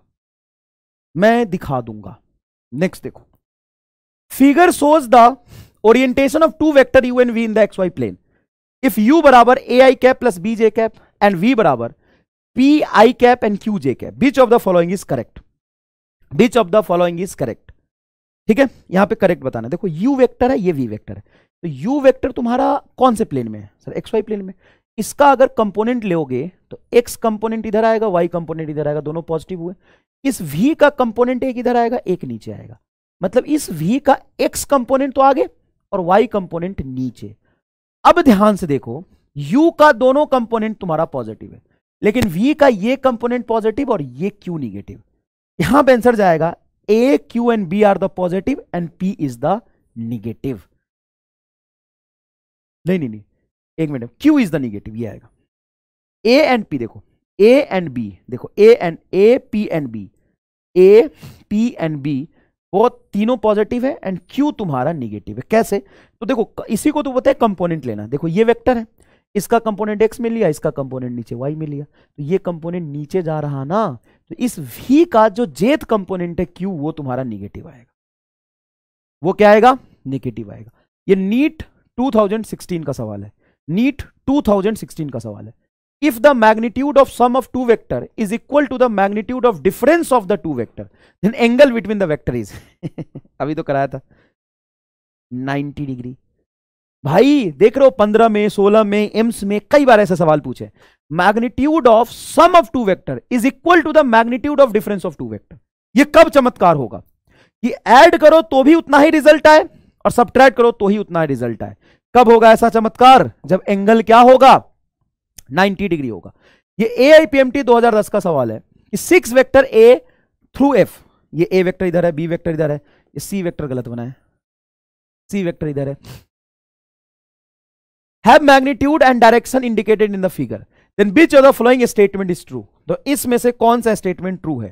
देखो बेटा, पहला ऑप्शन है B प्लस E F के बराबर है। क्या ऐसा है, देखो B ये है, फर्स्ट वेक्टर को प्लॉट करते हैं, ट्रायंगल ऑफ वेक्टर डिस्टेंस से B किया, उसमें E तभी शुरू करेंगे जहां पे B खत्म हो रहा है। E कहां है सर, E ये रहा, ये E है, तो B प्लस E ये आ जाएगा। इधर कोई वेक्टर है, इधर तो कोई वेक्टर ही नहीं, ये F कह रहा है, F तो इधर है, गलत हो गया, पहला तुम्हारा गलत हो गया। B प्लस C, तो B देखो ये रहा, B ये रहा, B जहां पे खत्म हो रहा है वहां से C बनाओ, ये C रहा, और इससे ये मिला दो, या F है नहीं, ये भी F नहीं है, इधर थोड़ी ना F तो ये है, इस तरफ है F। D plus C F है, D बताओ D कहां है, D ये रहा, तो D इधर रहा, ये बना हमने D, ये बना D वेक्टर, उसमें C ऐड करो, ये C है, इसमें C ऐड किया, ये एफ बन गया क्या? हाँ, ये आपका सही हो जाएगा। ट्रायंगल ऑफ वेक्टर एडिशन क्या कहता है? पहला वेक्टर बनाओ, जहां पे पहला खत्म हो रहा है वहां से दूसरा ड्रॉ करो, फिर पहले के टेल से दूसरे के हेड तक मिला दो। यही तो कहता है ना भाई, यही तो कहता है ना भाई। Two vector A and B such that magnitude of two subtraction D is greater than A plus B, then angle between A and B is. ये कह रहा है दो vector A and B such that magnitude of vector subtraction D is greater than magnitude of vector addition. ये vector addition ही तो है, A vector plus B vector का मैग्नीट्यूड, ये वेक्टर एडिशन का जो मैग्नीट्यूड है उससे ज्यादा डिफरेंस है। घटाने पर मैग्नीट्यूड ज्यादा आ गया और जोड़ने पर मैग्नीट्यूड कम आ गया। ये कब हो सकता है? ये तभी हो सकता है जब एंगल दोनों वेक्टर के बीच में 90 से बड़ा हो। क्यों? क्योंकि रिजल्टेंट का फॉर्मूला होता है बेटा, देखना ध्यान से, a square plus b square plus 2ab cos theta, और डिफरेंस का फॉर्मूला होता है a square plus b square minus 2ab cos theta. ये होता है? हाँ सर। अब देखो, अगर तुम्हारा एंगल 90 से बड़ा है तो कॉस वाला टर्म निगेटिव होगा, माइनस माइनस ये प्लस हो जाएगा, डिफरेंस बढ़ जाएगा। और अगर एंगल यहां पे 90 से बड़ा हो तो ये निगेटिव हो जाएगा, यहां पे घटेगा तो ये वैल्यू घट जाएगी। मतलब एंगल क्या हो जाएगा? 90 से बड़ा। 90 से बड़ा क्या हो जाएगा आपका? Fourth answer. नेक्स्ट एआईपीएमटी का सवाल है, two vector A and B such that A plus B is R and A square B square बराबर आर स्क्वायर। अच्छा, तो 90 डिग्री पर ही होगा, ऐसा तो 90 डिग्री पर होगा। cos 90 वाला टर्म जीरो होगा, तभी तो ए स्क्वायर बी स्क्वायर बराबर आर स्क्वायर होगा। A and b also satisfy the relation a mod of a plus b बराबर mod of a minus b. 90 degree, दो रिलेशन दिया और दोनों को सेटिस्फाई कब होगा? दोनों 90 डिग्री पे होगा।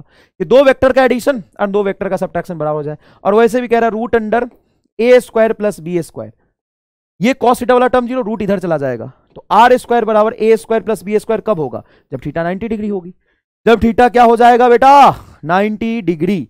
जब थीटा क्या हो जाएगा? 90 डिग्री। क्लियर है क्या ये बात? नेक्स्ट देखो, नेक्स्ट देखो, if p vector is ai cap aj cap minus 3k cap and q vector is this are perpendicular to each other, then value of a is. देखो, हम जानते हैं कि दो वेक्टर का जब हम डॉट प्रोडक्ट लेते हैं तो वो आता है ab cos थीटा। अगर ये दोनों वेक्टर परपेंडिकुलर होते तो थीटा की वैल्यू क्या पुट करते हैं हम?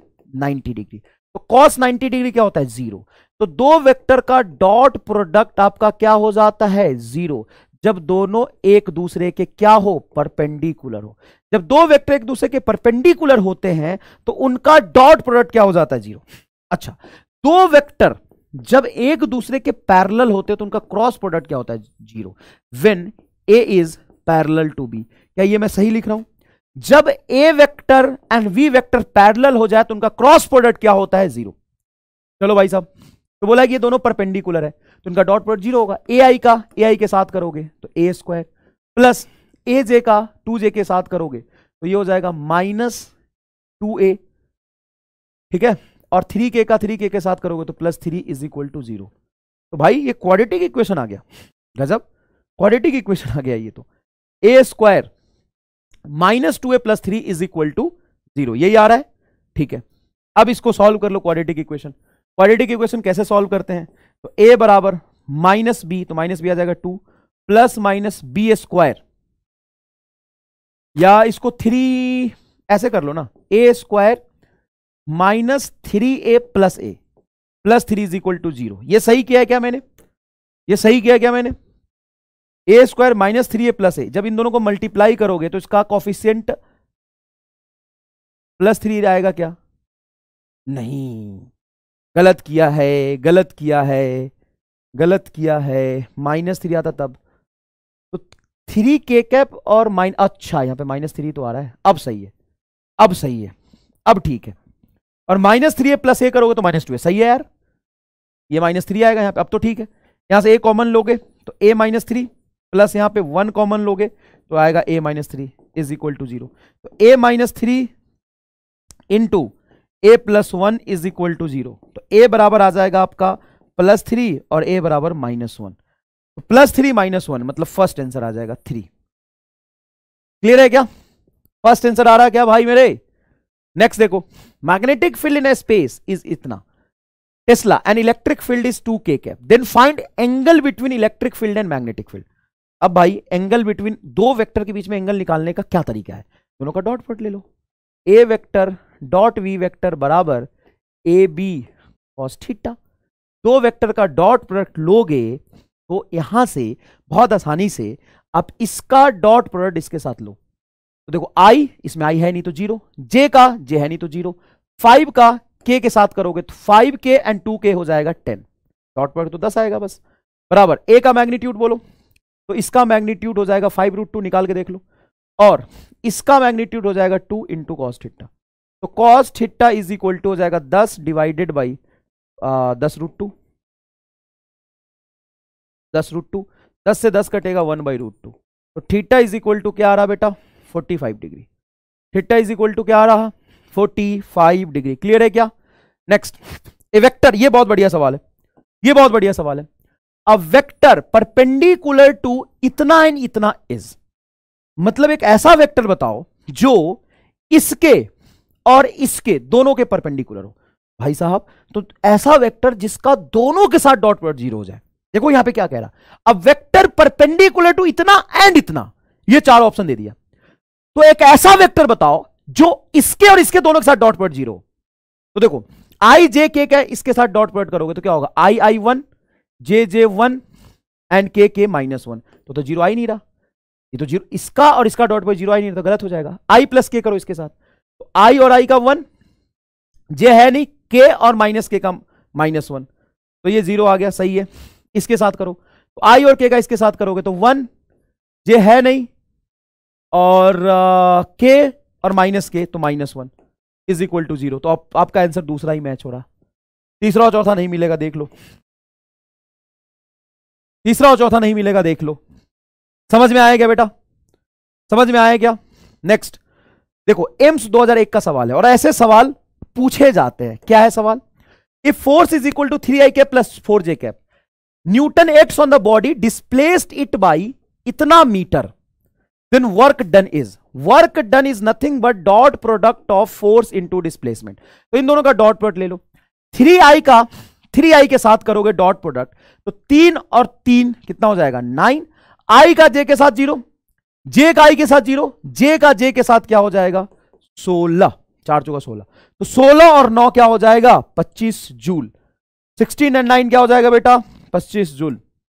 नेक्स्ट देखो, vector sum of two force is perpendicular to their vector difference. In that case, the force, the vector sum of two force is perpendicular to their vector difference.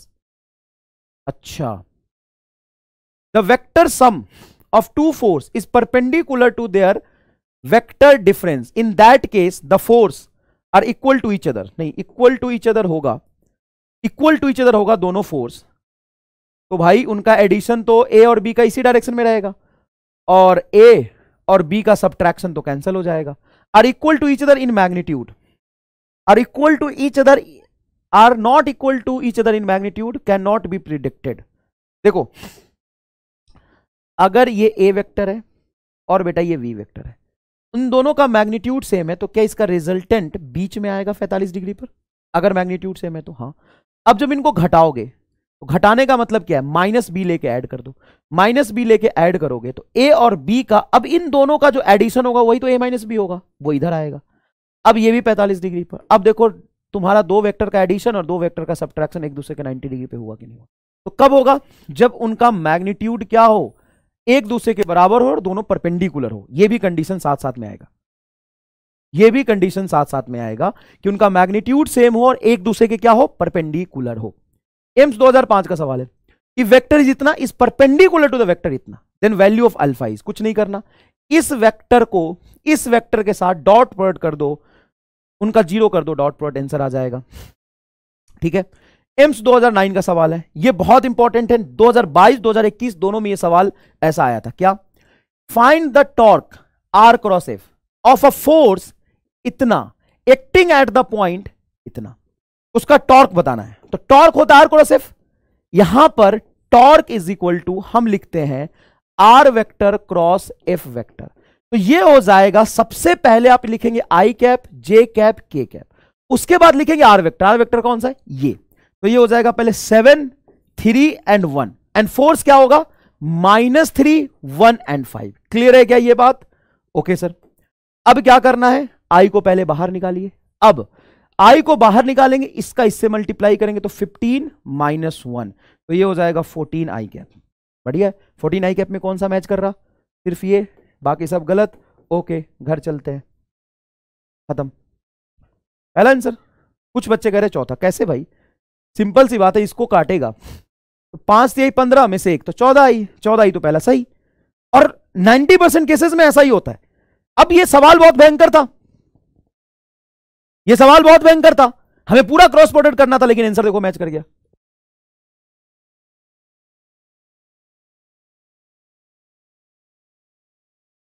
Answer देखो match कर गया। बताओ भाई, बताओ भाई, हो गया खत्म, हो गया खत्म, मतलब ही नहीं कुछ।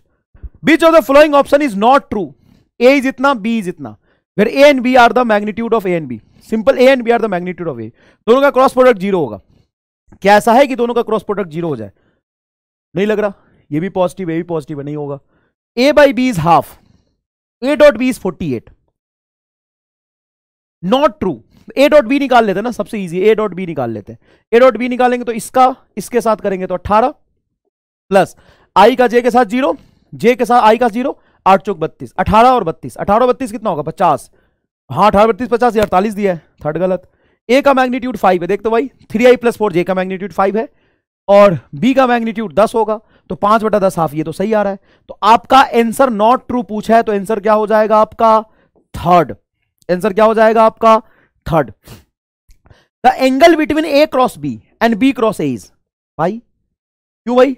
ए क्रॉस बी का डायरेक्शन एग्जैक्टली उल्टा होता है बी क्रॉस ए के डायरेक्शन से। ए क्रॉस बी का डायरेक्शन एग्जैक्टली उल्टा होता है बी क्रॉस ए के डायरेक्शन से। हाँ या ना? बिल्कुल सही बात है। The angle between the vector A and B is theta, then the value of b cross a इन प्लेन के b क्रॉस a और b दोनों के परपेंडिकुलर होगा।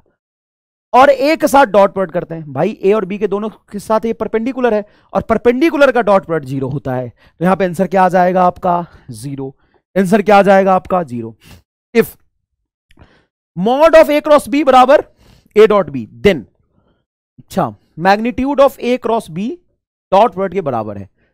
अच्छे से करो, अच्छे से करो। एक सवाल मैं तुम्हें देता हूं, अपना जलवा दिखाओ। यहां पर दिखाओ भाई अपना जलवा, दिखाओ भाई अपना जलवा, दिखाओ, दिखाओ भाई, दिखाओ भाई अपना जलवा दिखाओ।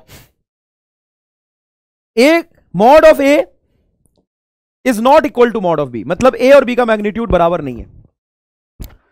तो ए क्रॉस बी और ए डॉट बी की वैल्यू बराबर, तो ए क्रॉस बी क्या होता है, ए बी साइन थीटा, और ए डॉट बी क्या होता है, ए बी कॉस थीटा। तो ए बी से बी कटेगा, इधर ए का इधर ए, इधर बी का बी कट गया, तो tan थीटा बराबर 1, tan थीटा 1 तो थीटा 45 डिग्री, मतलब ए और बी 45 डिग्री पे। A is incline to b at an angle 45, d is correct. कुछ बच्चे फर्स्ट बोल रहे थे, कुछ बच्चे सेकंड भी बोल रहे थे। फर्स्ट क्यों बोल रहे थे, सर ए और बी एक दूसरे के परपेंडिकुलर होगा तभी तो एडिशन और सब्ट्रैक्शन बराबर होगा। अबे चोमुनंद स्वामी, चोमुनंद स्वामी, चोमुनंद स्वामी, ये एडिशन और सब्ट्रैक्शन थोड़ी नहीं, ये cross product and dot product है। ओ भाई मेरे, ये cross product and dot product है। चोमुनंद स्वामी, चोमुनंद स्वामी, चोमुनंद स्वामी। If two vector A and b, a cross b is 0, then the vector parallel, parallel, गलती नहीं करेंगे, गलती नहीं करेंगे। ए क्रॉस बी 0 है, तो ए क्रॉस बी तभी 0 होगा जब दोनों पैरेलल हो। क्यों? क्योंकि ए क्रॉस बी होता है बी साइन थीटा, और 0 हो गया मतलब थीटा 0 तभी 0 हो गया।